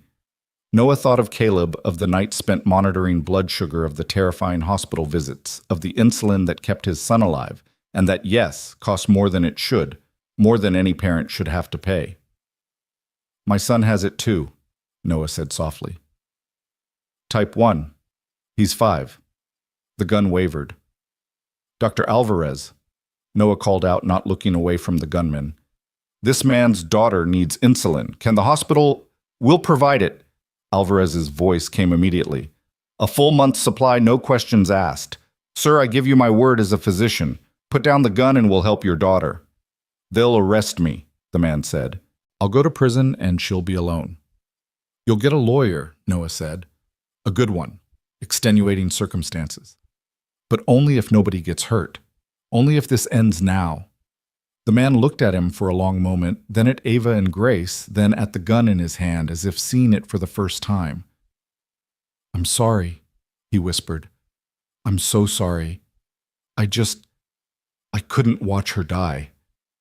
I know, Noah said. Any parent would understand, but this isn't the way. Put it down. Let them help. Slowly, so slowly, the man began to lower the gun. That's when everything went wrong. The elevator suddenly jerked back to life, the emergency override kicking in. The sudden movement startled everyone. The gunman's finger, already on the trigger, tightened reflexively. The sound was deafening in the enclosed space. Noah felt the impact like a sledgehammer to his chest, driving him backward. He heard Ava scream, heard Grace wailing, heard the gun clatter to the floor as the gunman dropped it in horror. No, the man shouted. I didn't mean— Noah was on the floor, though he didn't remember falling. The pain was extraordinary, like nothing he'd ever experienced, not even when he'd broken 3 ribs in a construction accident. He could taste copper in his mouth, could feel warmth spreading across his shirt. Ava was suddenly there, her hands pressing against his chest, tears streaming down her face. Stay with me, Noah. Stay with me. The elevator doors opened to Chaos Police medical personnel shouting and movement. But Noah only had eyes for Ava, and beyond her, Grace in someone's arms, crying but safe. Take care of them, he managed to say, blood making the words thick. Stop talking like that, Ava sobbed. You're going to be fine. But Noah had worked enough construction sites, seen enough accidents to know what the spreading pool of blood meant, what the strange coldness creeping up his limbs signified. Tell Caleb, he gasped, finding it harder to draw breath. Tell him I love him. Tell him to take care of his sisters. Sisters? Ava's voice was confused through her tears. Noah managed a small smile. You and Grace, you're his sisters, all my girls. Dr. Alvarez was there now, hands working frantically, shouting orders Noah couldn't quite understand. The world was going gray at the edges, sounds becoming distant and hollow. "Get him to OR 3 now!" Alvarez's voice sharp with urgency. They were moving the ceiling tiles, flashing past like an old movie reel. Noah saw faces, nurses he recognized, Patricia the social worker with her hand over her mouth, Diane running alongside the gurney with tears streaming down her face. "Noah, you stay with us," Diane commanded. "You hear me? Caleb needs you. Ava needs you. You don't get to leave." But Noah was tired, so tired. It would be easy to let go, to drift away from the pain and the struggle and the constant worry about money and insulin and keeping everyone safe. Then he heard Grace crying somewhere behind them, that particular wail that meant she was scared but not hurt, and something in him rallied. Not yet. Not like this. "OR 3 is ready," someone shouted. "He's losing too much blood," another voice. "Type and cross-match now." Noah. Dr. Alvarez was leaning over him as they burst through doors. "The bullet hit your subclavian artery. We're going to surgery right now. You're going to fight. Understand. You're going to fight." Noah tried to nod, but the movement was beyond him. The anesthesia mask descended over his face, and his last coherent thought was a prayer not for himself, but for Caleb, who couldn't lose another parent. For Ava, who'd already been abandoned by too many people. For Grace, who deserved to grow up in a home full of love. For the family he'd chosen and who had chosen him back. The darkness claimed him, but not gently. It was a violent wrenching away from consciousness, his body's desperate attempt to preserve what little blood remained for vital organs. In the OR, Dr. Alvarez and his team worked with controlled desperation hands, moving in practice synchronization.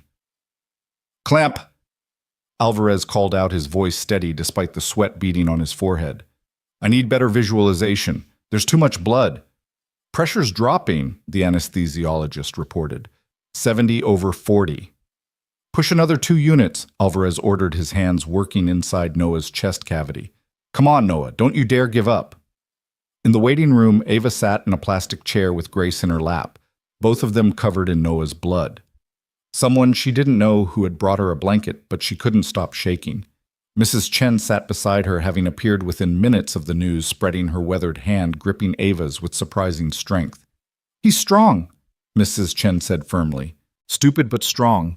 He'll survive." "There was so much blood," Ava whispered. "So much blood." "Blood can be replaced. The spirit, the will to live, that cannot. He has both." Patricia appeared with Caleb, who'd been pulled from preschool. The moment he saw Ava, he ran to her, throwing his small arms around her and Grace. "Where's Daddy?" he asked, his voice small and scared. "Mrs. Patricia said he was hurt." Ava pulled him close, struggling to find words that wouldn't terrify him, but wouldn't lie either. "Daddy's with the doctors, sweetheart. They're taking care of him. Like when I was sick, when my sugar was bad." "Yes, like that." "Then he'll be okay," Caleb said with the faith of a child. "Dr. Alvarez fixed me. He'll fix Daddy, too." The gunman had been arrested, Ava learned from the police officer who came to take her statement. His name was Marcus Rodriguez. Unemployed electrician. Single father to a 6-year-old daughter named Isabella, who did indeed have type 1 diabetes. He'd been trying to rob the pharmacy when security cornered him, forcing him to flee into the elevator. "He's being charged with armed robbery and aggravated assault," the officer explained. "You'll need to testify." "He didn't mean to shoot," Ava said, surprising herself with the words. "The elevator jerked. It was an accident." The officer looked skeptical. "He brought a loaded gun into a hospital, ma'am. He was desperate. His daughter was dying." "That doesn't excuse—" "I know it doesn't," Ava interrupted. But Noah understood. Even with a gun pointed at him, he understood. That has to count for something. 3 hours passed. 3 hours of Grace fussing and finally falling asleep. 3 hours of Caleb asking increasingly worried questions. 3 hours of Mrs. Chen maintaining her iron grip on Ava's hand while murmuring what might have been prayers in Mandarin. Finally, Dr. Alvarez appeared, still in his surgical scrub's blood. Noah's blood still visible on his shoes. Ava stood so quickly she almost dropped Grace. "Is he alive?" Alvarez said quickly. He's alive. But it was close. The bullet nicked his subclavian artery and collapsed his lung. We repaired the damage, but he lost a lot of blood. A lot. But he'll be okay, Caleb asked, his small voice cutting through the medical terminology. Dr. Alvarez knelt down to Caleb's level. Your dad is very sick right now, but he's strong and he's fighting. We're doing everything we can. Can we see him? Ava asked. He's being moved to the ICU. Once he's settled, 2 visitors at a time. He's not conscious yet. We have him sedated while his body recovers from the trauma. The ICU was a world of machines and monitors, each beep and hiss, a reminder of how close to the edge Noah had come.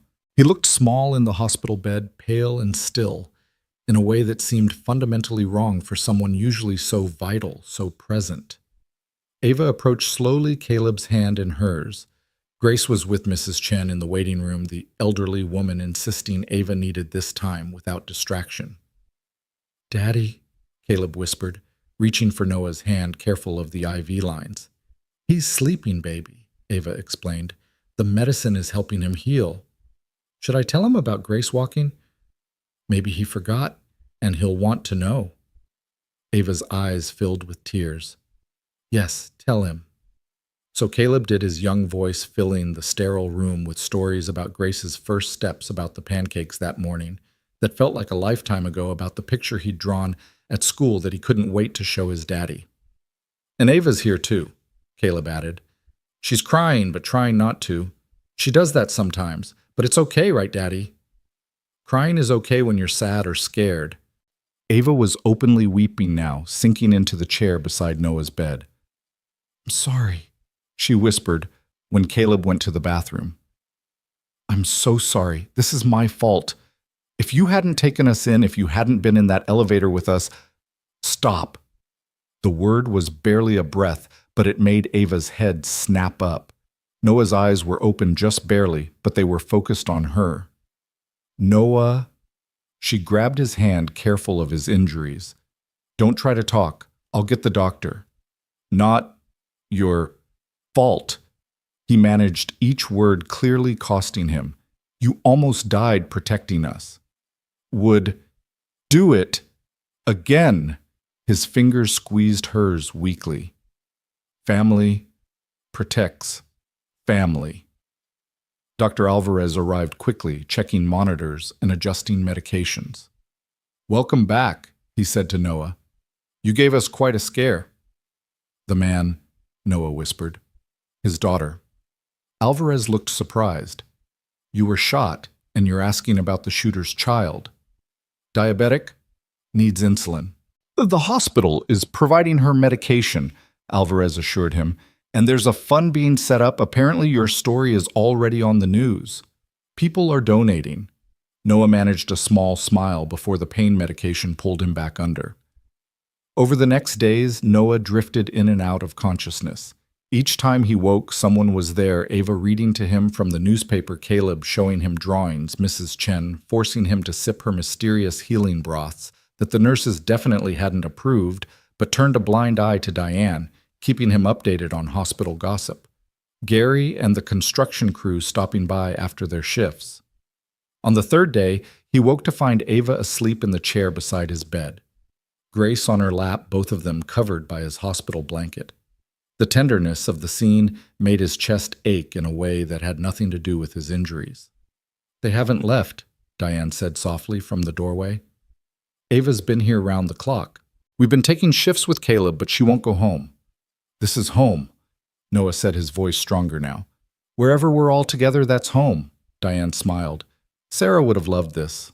Loved them. I know. The shooter, Marcus, his lawyer, wants to know if you'll provide a statement about his state of mind, his daughter's condition. Noah didn't hesitate. Yes, whatever helps him get back to his little girl. Noah, he shot you. He's a desperate father who made a terrible mistake. I could have been him, Diane. If I couldn't afford Caleb's insulin, if I had to watch him dying, I don't know what I'd do. The story had indeed made the news. Local hero takes bullet-protecting teen mom and baby. The headlines made Noah cringe, but the attention had unexpected benefits. Donations poured in not just for Marcus Rodriguez's daughter, but for Caleb's medical expenses, for Grace's care, for Ava's education. Someone had even started a college fund for all 3 children. $20,000 so far, Patricia reported, showing him the fundraising page on her phone. People are calling you a hero. I'm not a hero, Noah protested. I just did what anyone would do. No, Ava said firmly, having woken during the conversation. Not anyone. You. The recovery was slow and painful. The damage to his lung meant breathing exercises that felt like torture. The arterial repair meant limited movement of his left arm for weeks. Physical therapy was grueling, and there were setbacks and infection that required additional surgery, a blood clot scare that had everyone terrified. But slowly, steadily, Noah healed. The day he was finally discharged 6 weeks after the shooting, the entire pediatric staff lined the hallways to applaud. Marcus Rodriguez was there too, out on bail, his daughter Isabella beside him. I'm sorry, Marcus said, tears streaming down his face. I'm so sorry. Noah, leaning heavily on a walker but standing on his own, looked at the man who'd shot him. Then he looked at Isabella, thin and pale, but alive, a continuous glucose monitor visible on her arm. Take care of your daughter, Noah said simply. That's all any of us can do. The ride home was quiet, Caleb and Grace both asleep in their car seats, exhausted from the excitement. Ava drove Noah's old truck carefully, still getting used to the manual transmission he'd been teaching her on. I thought I was going to lose you, she said finally. When you stepped in front of that gun when I saw you fall, I thought... But you didn't, Noah interrupted gently. I'm here. We're all here. Why did you do it? Really? Noah was quiet for a long moment, watching the familiar streets of Sunset Park pass by. My whole life I've been looking for where I belong. Foster homes, group homes, always temporary, always conditional. Then Sarah found me, and for a while I had that feeling of being exactly where you're supposed to be. When she died, I thought it was gone forever. He turned to look at Ava, then back at the sleeping children. But then you and Grace came along, and suddenly I belonged again. Not to a place or a situation, but to people. To a family I chose and who chose me back. So when I saw that gun pointed at you at Grace, the choice was simple. I protect my family. Whatever it takes. Ava pulled into their building's parking spot, turned off the engine, and sat in silence for a moment. We chose you too, she said finally. Before that elevator, before the gun, Grace and I chose you and Caleb. You're our family, Noah. Our real family. Getting Noah up the 3 flights of stairs was an adventure, with Mrs. Chen hovering anxiously and Mr. Liu insisting on carrying everything while scolding Noah for getting shot like an action movie fool. The apartment had been cleaned and stocked by their neighbors, a welcome home banner clearly made by Caleb strung across the living room. That night after the children were asleep, Noah sat on the couch where he'd first offered Ava shelter almost a year ago. So much had changed, yet the core remained the same. 4 people who shouldn't work as a family but did, held together by choice and commitment, and a love that didn't fit into neat categories. The doctor said you can't go back to construction for at least 3 months, like Ava said, joining him with 2 cups of tea. I talked to my supervisor. I can pick up extra shifts, and with the fundraising money, we'll figure it out, Noah said, accepting the tea gratefully. We always do. Together. Together. They sat in comfortable silence, listening to the sounds of their home, Grace's soft snoring, Caleb mumbling in his sleep. Mrs. Chen's television from next door, the city humming beyond their windows. You know what Caleb said at the hospital? Ava asked. He said you promised to take care of your sisters. Noah smiled. Did I? Things are a little fuzzy. You called us your girls. All your girls. Well, you are. You and Grace, your family. Real family. The kind you choose, the kind you'd take a bullet for. The kind you'd live for too, I hope. Noah reached over and squeezed her hand. Especially that. Outside, sirens wailed in the distance, another emergency, another crisis in the city that never slept. But inside apartment 3B there was peace, a father healing, a mother growing stronger, 2 children safe and loved, and the unshakable certainty that whatever came next they would face it together. The bullet had been meant to destroy, but instead it had crystallized something precious, the absolute certainty that family isn't about blood or law or conventional definitions. It's about showing up, stepping up, and sometimes stepping in front of danger because the people behind you matter more than anything else. Noah closed his eyes, feeling the phantom pain in his chest where the bullet had torn through, and found himself grateful for it. Not for the pain or the near-death experience, but for the clarity it had brought. He'd spent 2 years merely surviving after Sarah's death.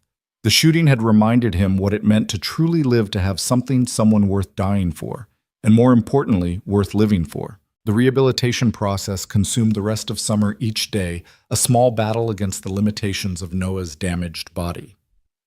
Physical therapy sessions in the apartment's living room became a family affair, with Grace toddling over to hand him resistance bands, and Caleb counting repetitions with the serious concentration of a professional trainer. Ava managed it all while working double shifts at the hospital cafeteria, coming home exhausted, but never complaining, her determination to keep them afloat matching Noah's determination to heal.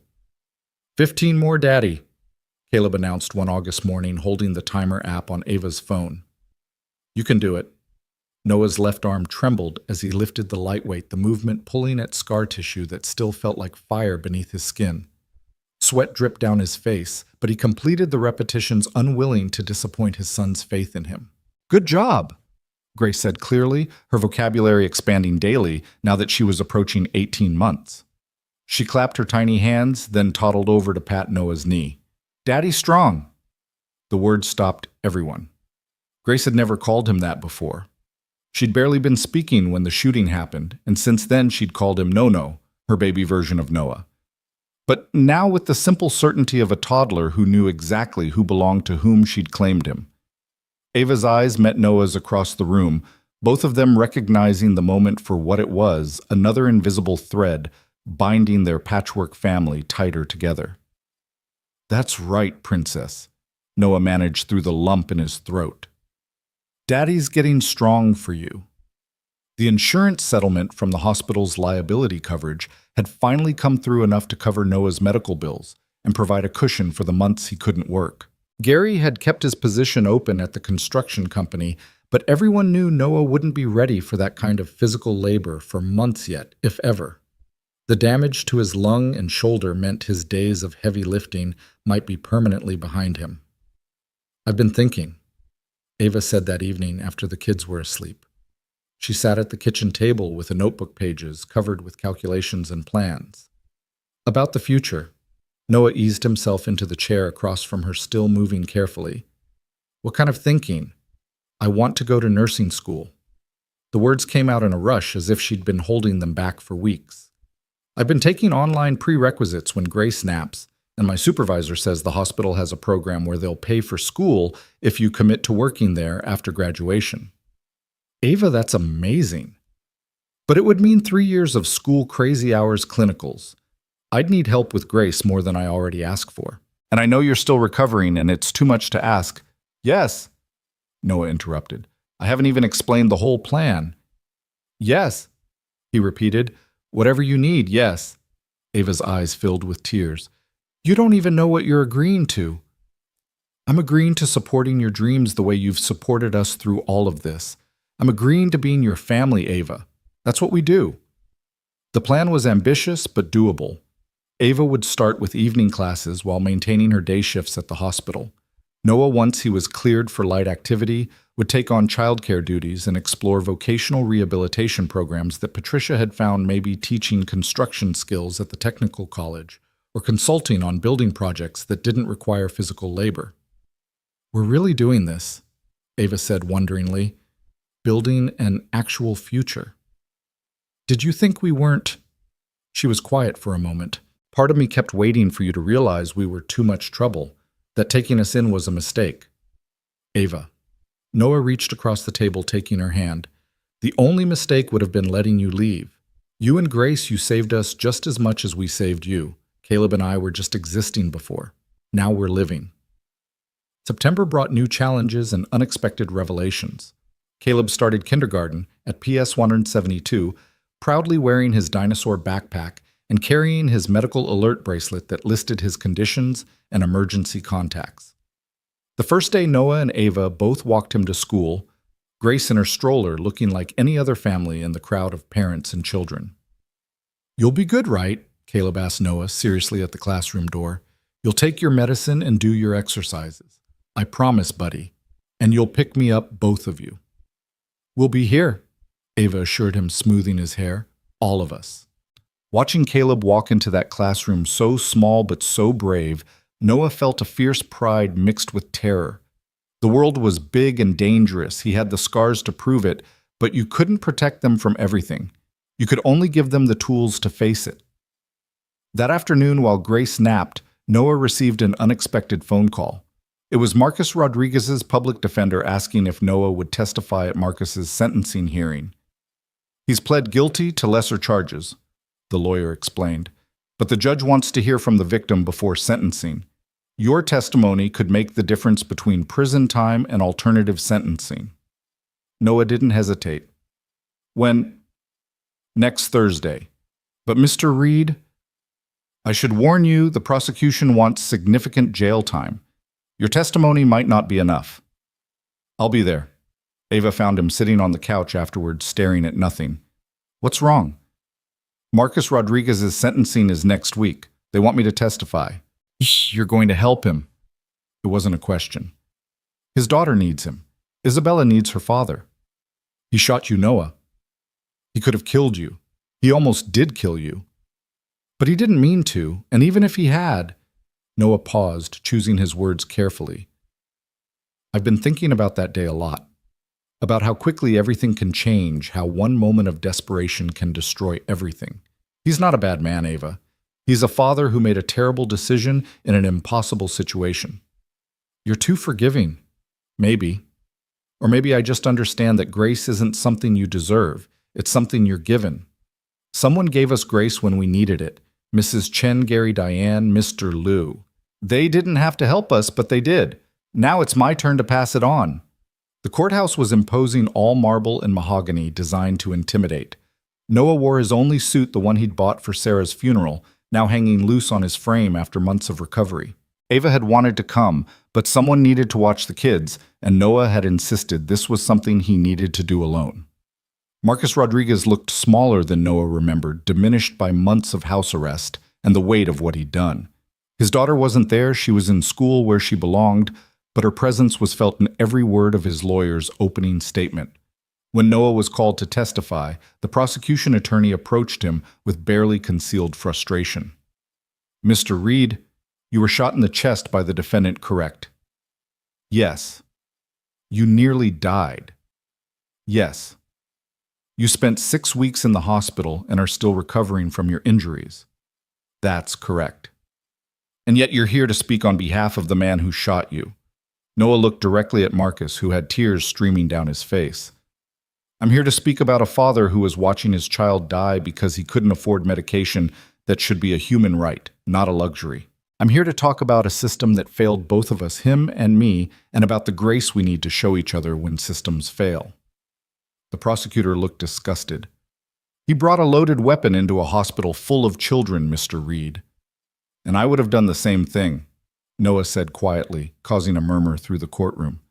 If my son was dying and I had no other options, I would have done whatever it took. Any parent would. Even commit armed robbery. I hope I would have found another way, but I can't say for certain that I would have.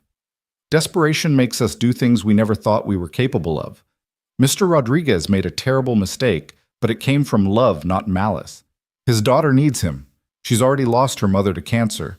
Don't make her lose her father to a broken system. The judge, an elderly woman with sharp eyes, leaned forward.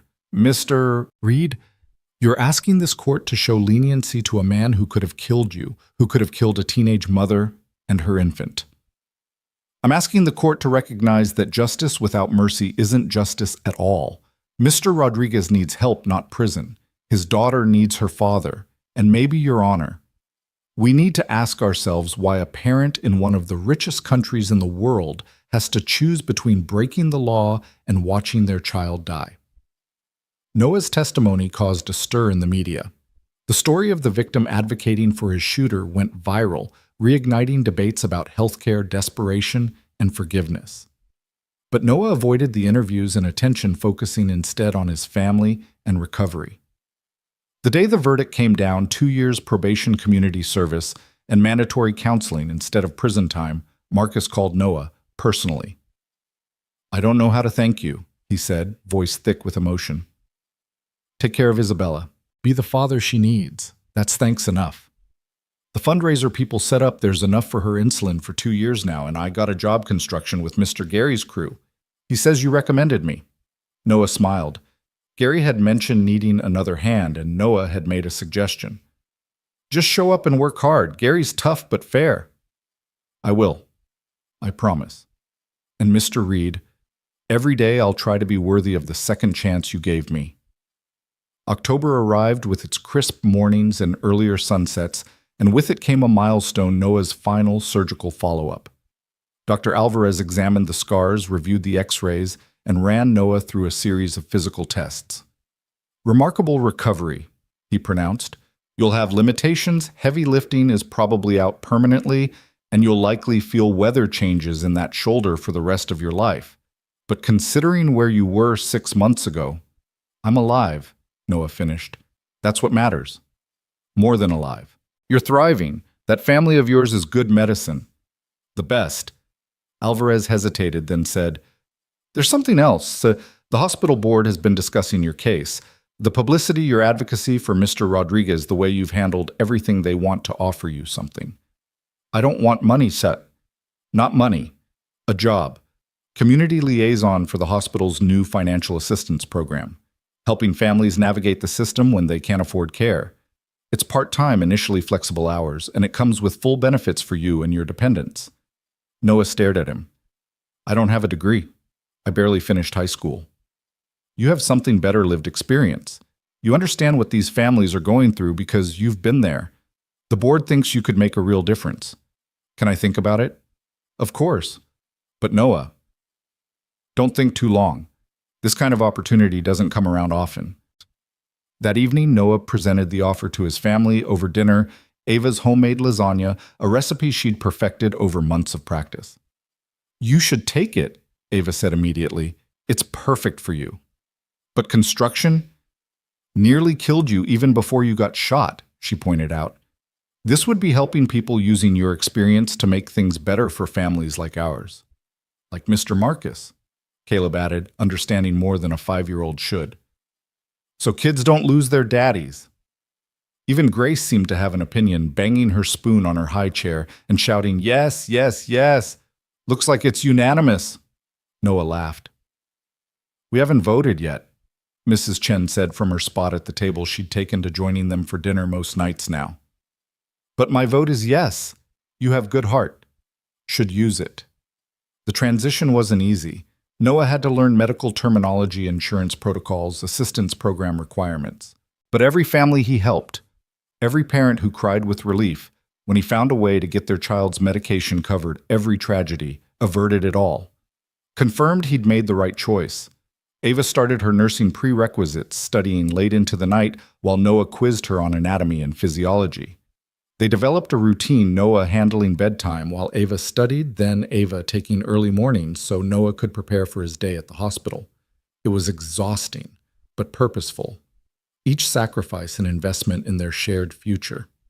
One November evening, as the first real cold snap hit the city, Noah was putting Caleb to bed when his son asked a question that stopped him cold. "Daddy, are you going to marry Ava?" Noah nearly dropped the insulin pen he was preparing. "What makes you ask that, buddy? Tommy at school says if grown-ups live together and have kids, they should be married. And Grace is kind of like my sister and Ava's kind of like my mom, so shouldn't you be married?" Noah sat on the edge of Caleb's bed, choosing his words carefully. "Families come in all different shapes, Cal. Some have married parents, some don't. What matters is that we love each other and take care of each other." "But do you love Ava?" The question hung in the air, simple and devastating. Because the truth was, Noah did love Ava. He'd probably loved her for months, maybe, since that night she'd fought for Grace in the hospital. But love was complicated when you were two damaged people trying to raise 2 children while rebuilding your lives. "I love our family," Noah said finally. "All of it." Caleb seemed satisfied with that answer, but the question lingered in Noah's mind long after his son fell asleep. He found Ava in the kitchen, highlighting passages in her medical terminology textbook. She looked up when he entered, and something in his expression must have shown, because she immediately asked, What's wrong? Caleb asked if we're going to get married. Ava's highlighter stopped moving. Oh, yeah. They stood there in silence for a moment, the weight of unspoken things filling the space between them. Noah, Ava started, then stopped. We can't. It would change everything. I know. The kids depend on us being stable. If we tried and it didn't work. I know. And I'm 19, you're 33. People would. I know, Ava. She set down her highlighter, really looking at him for the first time. But Caleb's question made me realize something. We're already a family. We're already partners. We're already raising these kids together. We're already everything except. Noah moved closer, still careful, still respectful of boundaries they'd maintained for over a year. Except honest about what this is, what we are to each other. What are we, Noah? I don't know, but I know that when I got shot, my only thought was that I needed to survive for my family, for Caleb, for Grace, and for you. I know that watching you become the incredible mother and woman you are has been one of the greatest privileges of my life. I know that I can't imagine a future that doesn't have you in it. Ava's eyes filled with tears. I'm scared. Of what? Of ruining this. Of losing you as a friend, as family. Of Grace losing the only father she's ever known. Of breaking something that's already so good. Noah reached out gently, taking her hand. What if we could make it better? Is that possible? I don't know. But maybe we owe it to ourselves to find out. Ava looked at their joined hands, then back at his face, the face she'd watched contort in pain during physical therapy light up, when Grace took her first steps soften with pride when Caleb mastered a new skill. The face of the man who'd taken a bullet rather than let harm come to her and her daughter. Okay, she whispered. Okay. Let's find out, slowly, carefully, with the kids' well-being always coming first. Always. Their first actual date was almost comically awkward. Mrs. Chen babysat while they went to a local diner, both of them dressed up but uncertain how to act outside their established roles. They'd shared life and death moments, raised children together, but somehow sitting across from each other in a booth talking about movies and music felt impossibly intimate. This is weird. Ava finally laughed over her milkshake. So weird, Noah agreed, relaxing. We're doing this backward, aren't we? Most people date, then move in together, then raise kids. When have we ever done things the normal way? Good point. They found their rhythm, eventually stealing moments between responsibilities, a walk in the park, while the kids played coffee after dropping them at school conversations that went deeper than the daily logistics of family life. They discovered things about each other that had been buried under survival mode. Noah's love of old jazz, Ava's secret poetry writing shared dreams and separate ones. Christmas approached with its familiar financial stress, but this year felt different. The community that had formed around them rallied again. Gary's crew chipped in for presents, Mrs. Chen cooked enough food for an army, the hospital staff organized a toy drive that seemed suspiciously targeted at their specific children. On Christmas Eve, after the kids were asleep, Grace in her toddler bed, Caleb surrounded by dinosaur stuffies. Noah and Ava sat by their small tree, a Charlie Brown special, they decorated with homemade ornaments. I have something for you, Noah said, pulling out a small wrapped box. Noah, we agreed no presents. The kids, just open it. Inside was a simple silver necklace with 2 charms, a tiny G and a tiny C. For your kids, Noah explained. Both of them. Ava touched the charms gently. Both of them. She repeated, understanding what he meant. Caleb had become as much hers as Grace had become his. I have something for you too, she said, producing an envelope. Inside was a single sheet of paper, official-looking with a government seal. Noah read it twice before the words sank in. This is adoption paperwork for Caleb. If something happened to you, God forbid, I want to be able to take care of him. Legally. Officially. He's my son too, Noah. In every way that matters. Noah set the paper aside and pulled Ava into his arms, their first real embrace that wasn't about comfort or crisis, but about choice and love. and future. I love you, he whispered into her hair. I should have said it months ago. I love you too, she whispered back. I think I have since you stood between that gun and my daughter.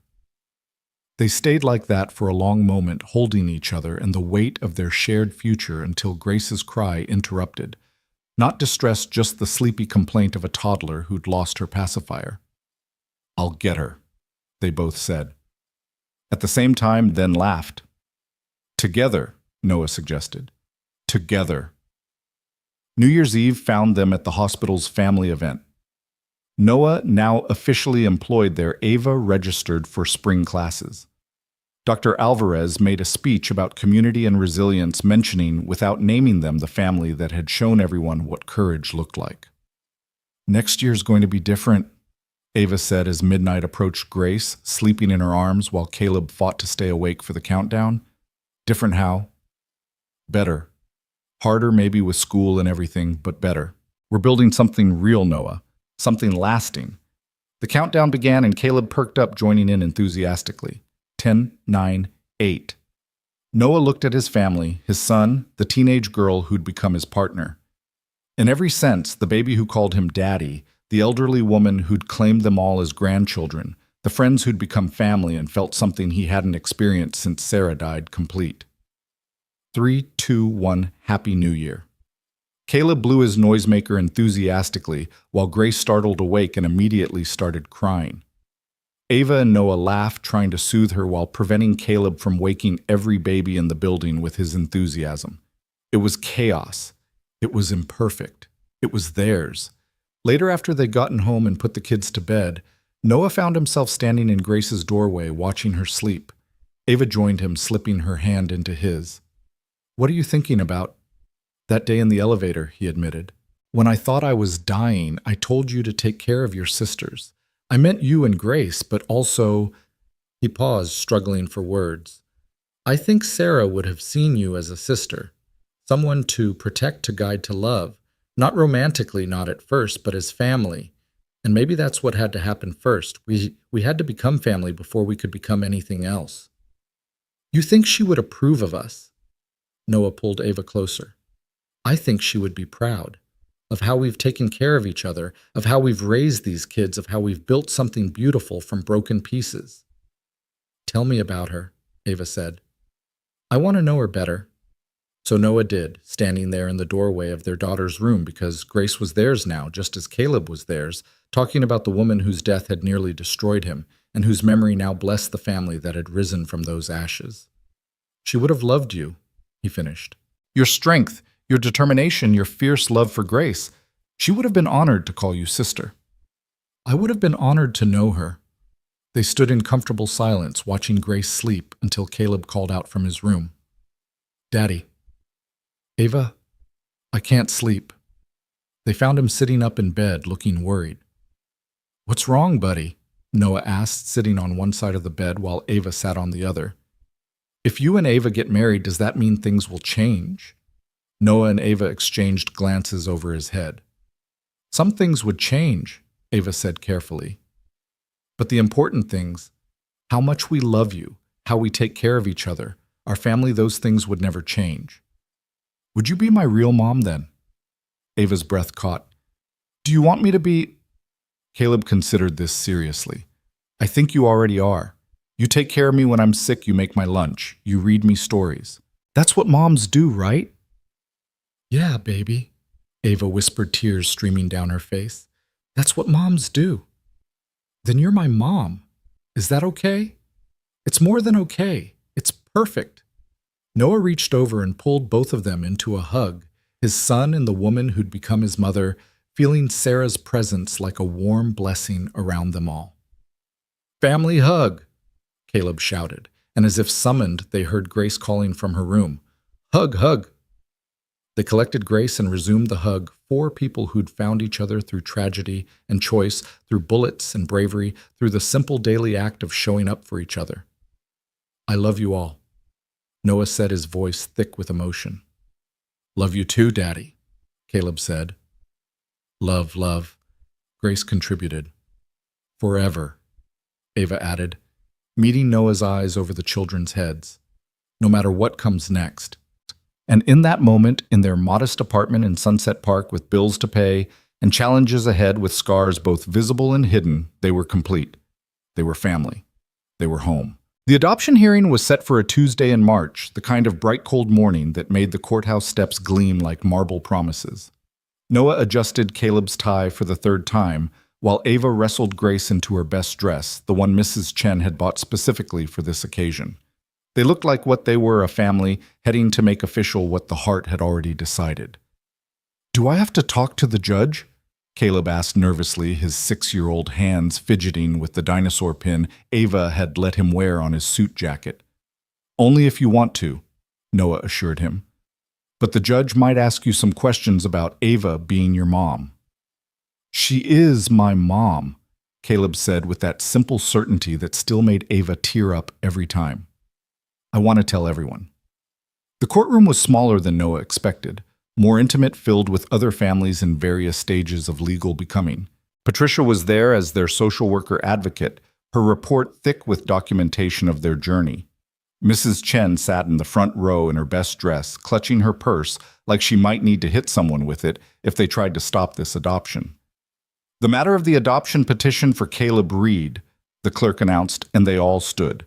Judge Catherine Morrison, the same woman who had presided over Marcus Rodriguez's sentencing, looked at them with recognition and something that might have been approval. "Mr. Reed, Ms. Monroe, I've reviewed the petition and the social worker's report. This is somewhat unusual, Ms. Monroe. You're only 19 and you're seeking to adopt a child who isn't biologically related to you while maintaining a household with his biological father." "Yes, Your Honor," Ava said, her voice steady, despite Noah feeling her hand tremble in his. "But Caleb is my son in every way that matters. I've been raising him for over a year. I know his medical needs, his fears, his dreams. When he has nightmares, he calls for me. When he's proud of something at school, I'm who he wants to tell. Biology doesn't make a parent, love does.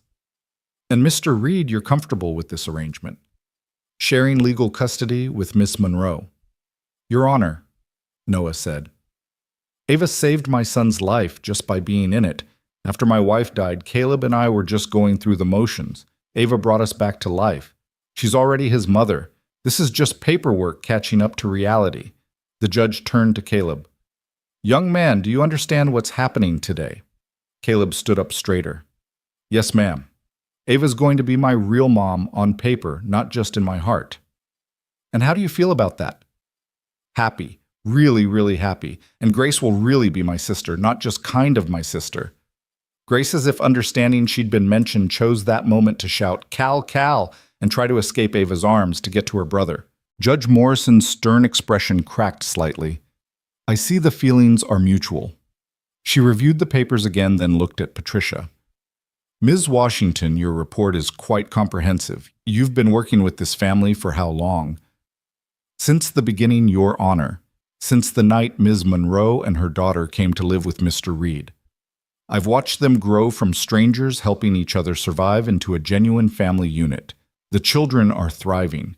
Both Mr. Reed and Ms. Monroe have stable employment. They've created a loving, supportive home despite significant challenges, including Mr. Reed being shot protecting Miss Monroe and her daughter. Yes, Your Honor, an incident that only strengthened their bonds."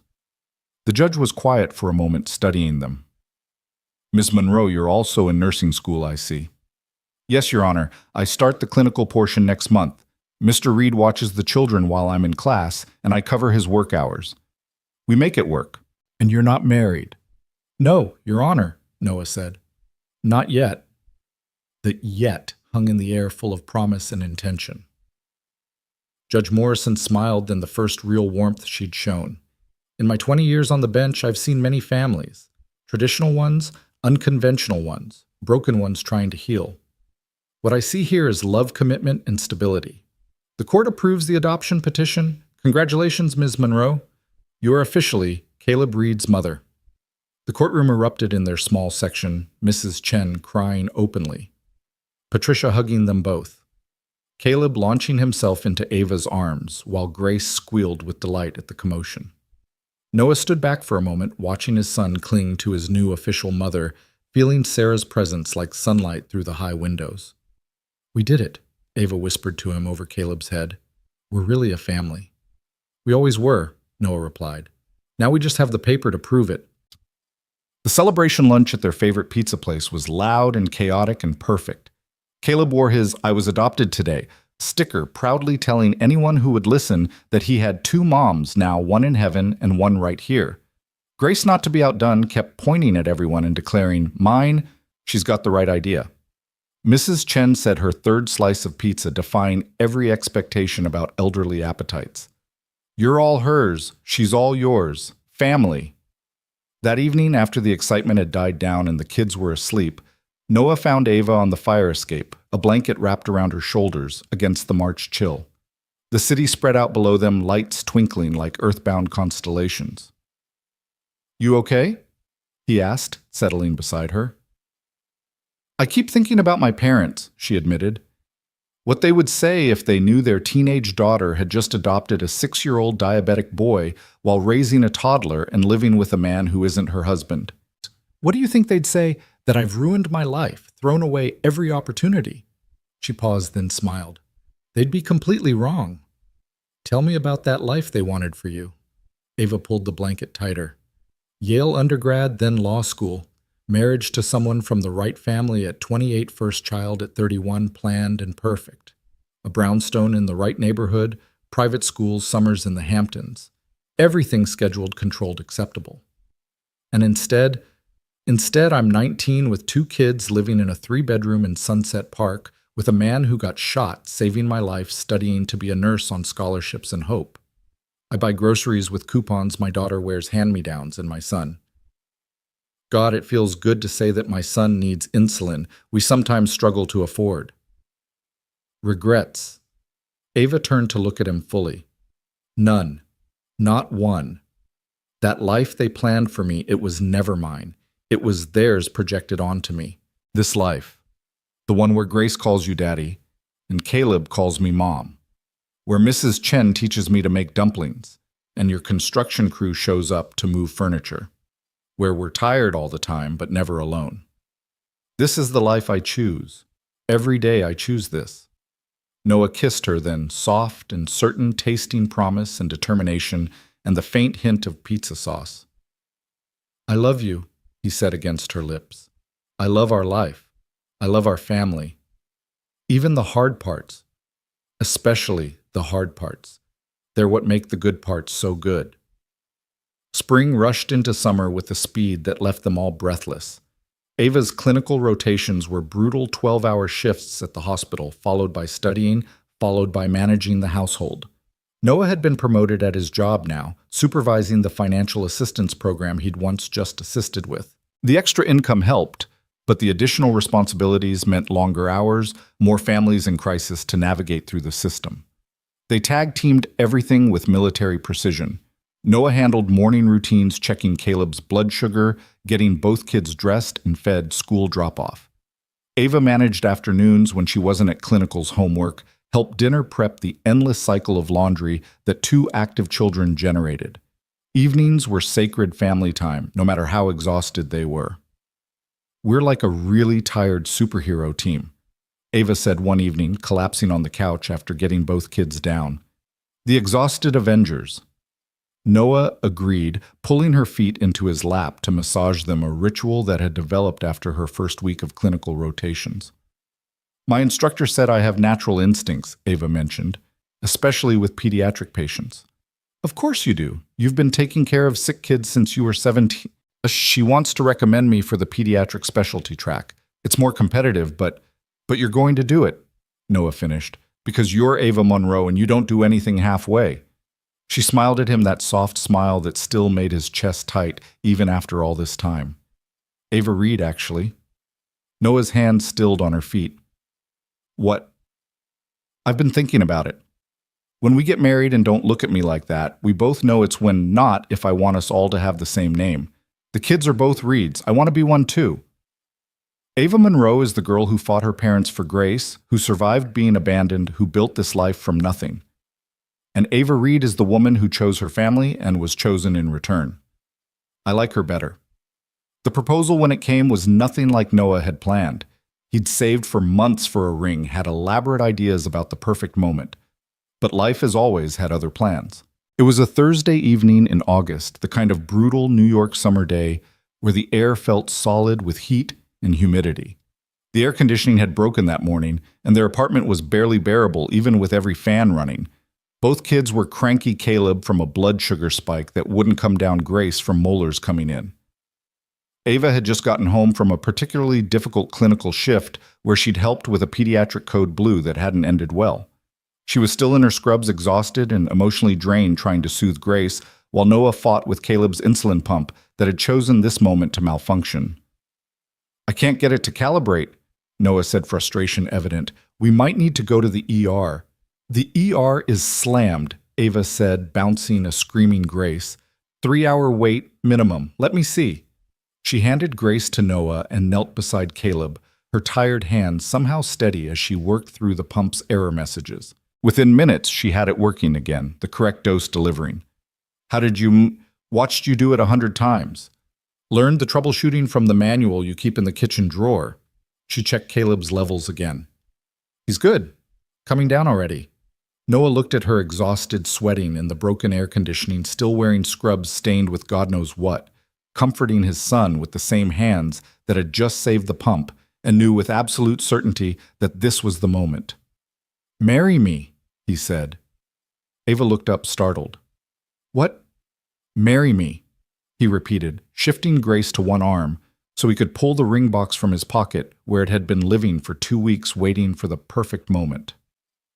Not someday, not when things are perfect, not when we have time to plan something elaborate. Soon. As soon as we can. Because this is us, Ava. Chaos and broken air conditioning and medical emergencies and choosing each other anyway. Every day choosing each other. "Noah, you just saved our son from an ER visit after working 13 hours and losing a patient.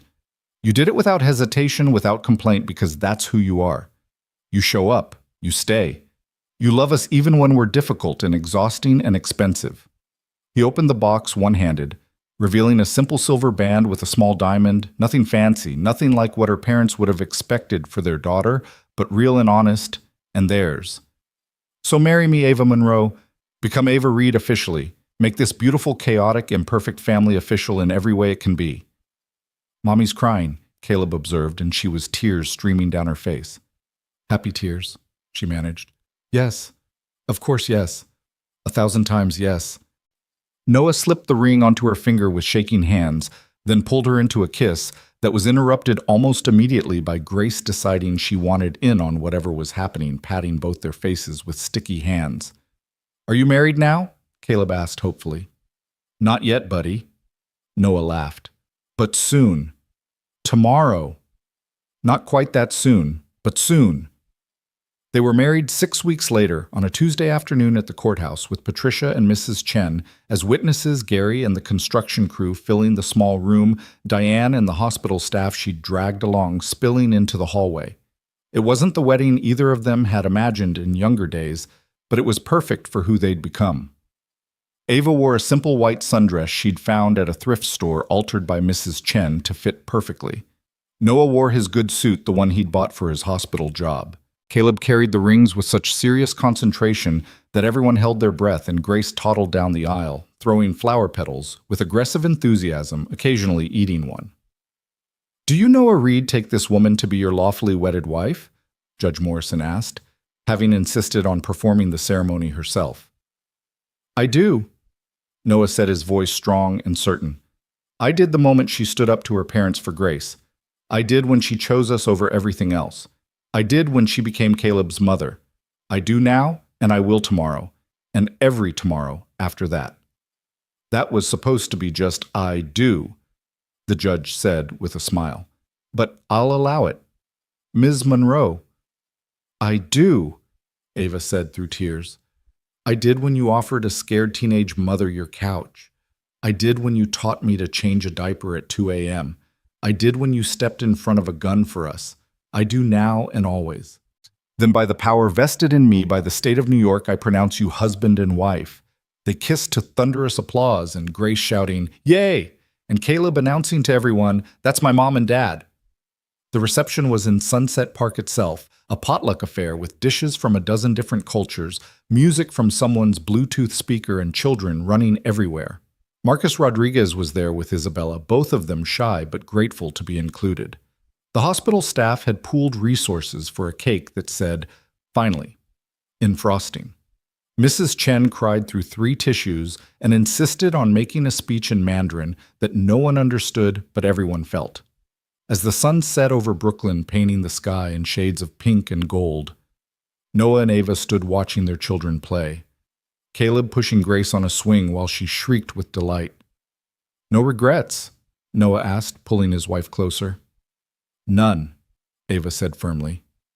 "This is exactly where I'm supposed to be. Even though it's not the life you planned, especially because it's not the life I planned. That life would have been safe, predictable, empty. This life, it's terrifying and exhausting and wonderful. It's real." The years that followed were exactly that, terrifying and exhausting and wonderful. Ava graduated from nursing school with honors immediately, starting in the pediatric ward at Mercy General. Her supervisor's evaluation read, "Unusual maturity and instincts for such a young nurse.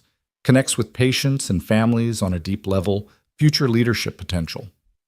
Noah's work evolved too, the hospital expanding his role to include counseling families through medical crisis, not just financial assistance. He became known as the man who understood who'd been there, who could sit with a parent facing impossible choices and say, "I know, let me help." Caleb thrived, his diabetes managed, but never defining him. He grew tall and thoughtful, protective of Grace in a way that went beyond typical sibling dynamics. He wanted to be a doctor. He announced at age 8 specifically an endocrinologist. "So kids like me don't have to be scared," he explained. Grace grew into a force of nature, confident and caring with Ava's determination and Noah's protectiveness. She appointed herself guardian of every underdog at school, coming home with stories of standing up to bullies and sharing her lunch with kids who'd forgotten theirs. "She's going to change the world," Ava said one evening, watching Grace organize a neighborhood fundraiser for a family whose apartment had burned. "She already has," Noah replied. "She changed ours." They had their struggles. Money was always tight despite both incomes. Caleb had a severe hypoglycemic episode that landed him in the ICU for 3 days.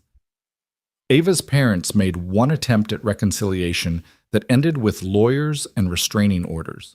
But they faced each challenge together, their bond strengthened by every storm weathered, when Grace was 7 and Caleb 11. Ava found out she was pregnant. They hadn't planned it, could barely afford the 2 kids they had, but the joy on Noah's face when she told him made every worry worth it. "Another one," Mrs. Chen said when they told her. Though her criticism was undermined by immediate plans for baby clothes and name suggestions. "We're collectors," Noah joked. "We collect family members." Samuel Chen Reed was born on a snowy December morning, named for the grandfather Noah had never met, and the woman who'd become grandmother to them all. He had Noah's eyes and Ava's stubborn chin, and his siblings were instantly obsessed. "He's so small," Grace whispered, touching his tiny fingers with reverent care. "We'll protect him," Caleb said solemnly. "We're his big brother and sister. That's our job." The night they brought Sam home, they found their apartment decorated with a banner, "Welcome Home." Baby Sam. Neighbors had stocked their freezer with meals, left diapers and supplies, turned their homecoming into a community celebration. "Remember when it was just you and Caleb?"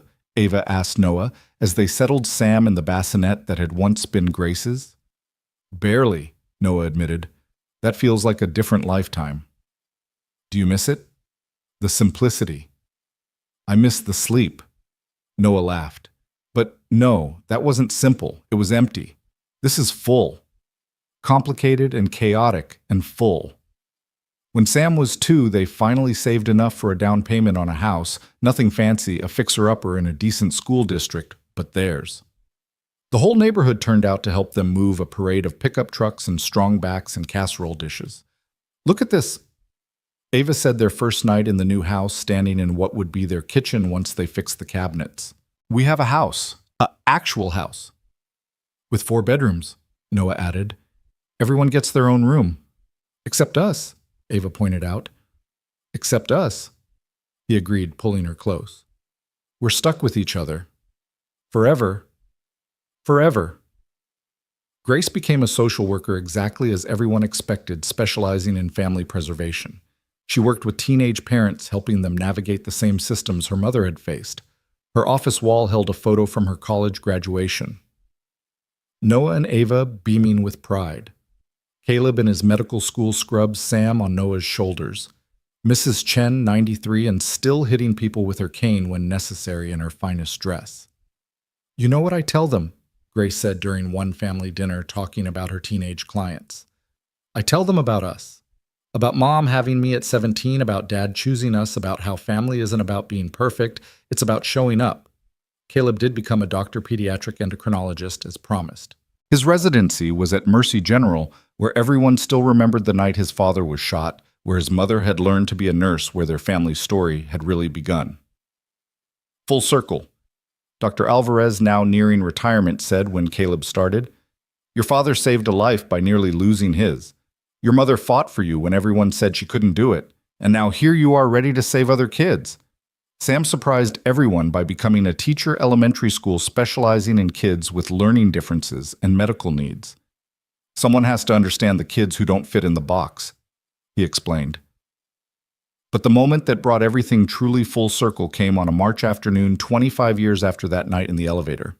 Noah, now 58, with silver threading through his hair and laugh lines deeply etched, was training a new community liaison at the hospital when a young woman walked in with a baby looking lost and scared. She couldn't have been more than 17 holding an infant who couldn't have been more than a few weeks old. Her expensive clothes were wrinkled, her eyes red from crying. Can you help me? She asked. My parents kicked me out. I kept my baby and they kicked me out, and I don't know what to do. Noah looked at her, really looked at her, and saw Ava 25 years ago, fierce and frightened and determined. Yes, he said simply. I can help. Let's start with getting you both checked out medically, make sure you're okay. Then we'll talk about resources, places to stay, support systems. Why would you help me? You don't even know me. Noah smiled, thinking of that night so long ago when he'd made a choice that changed everything. Because someone should. Because family isn't always about blood, sometimes it's about choosing to show up for each other. And because every parent trying to do right by their child deserves help. He called Ava, now the head of pediatric nursing, to come evaluate the baby. When she walked in, still beautiful in her 50s, still wearing her hair the same way, still making his heart skip. When she smiled, she took one look at the scene and understood immediately. Hi, sweetheart, she said to the girl. I'm Ava. This is my husband, Noah. We're going to take care of you, okay? You and your baby both.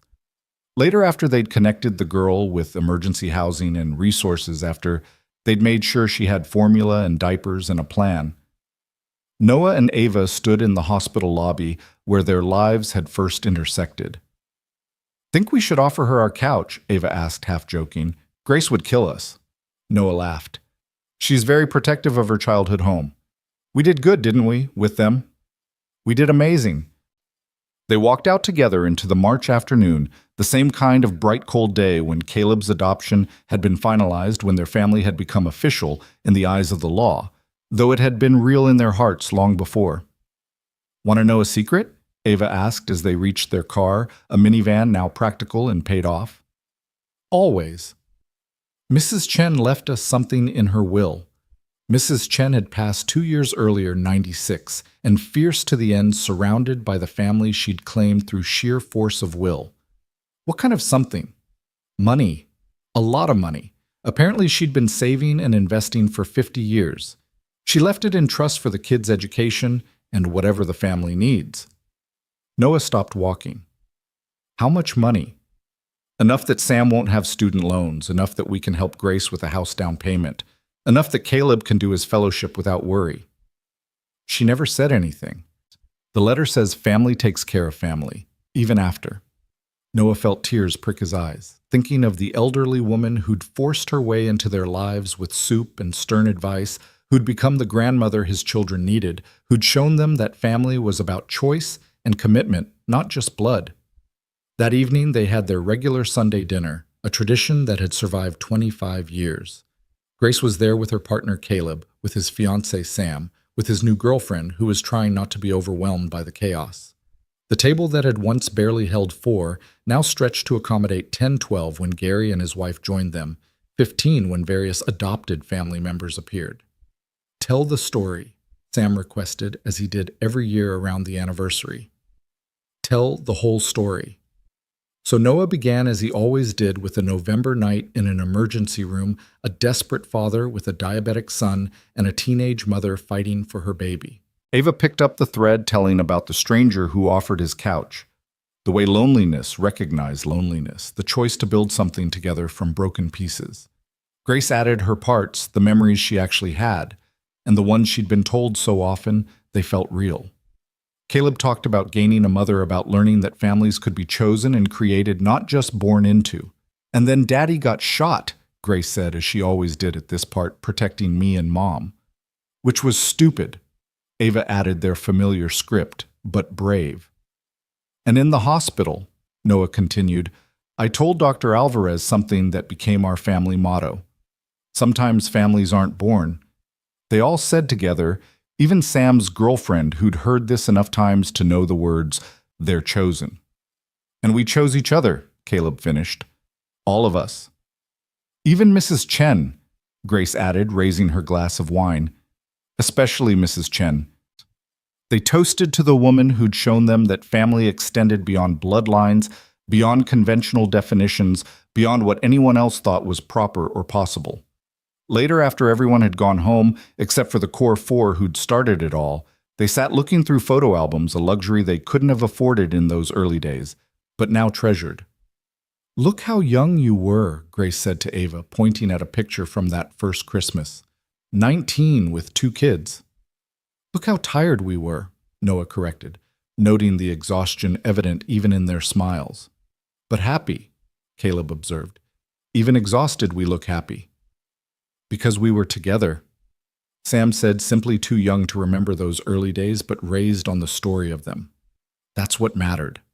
Noah looked around the living room of their house walls, covered with degrees and certificates, photos of grandchildren beginning to appear, evidence of lives well lived everywhere, and marveled at what they'd built from such desperate beginnings. "You know what I realized," he said. "That night in the elevator, when I thought I was dying, I whispered to Caleb to take care of his sisters." "I meant you and Grace," he said to Ava. "But really, I was asking a 5-year-old to take care of the family, all of us taking care of each other." "And we did," Grace said. "We all took care of each other." "Still do," Caleb added. "Always will," Sam confirmed. Ava leaned into Noah's side, fitting perfectly after all these years. That's what chosen families do. They choose each other over and over every day. Even when it's hard, especially when it's hard.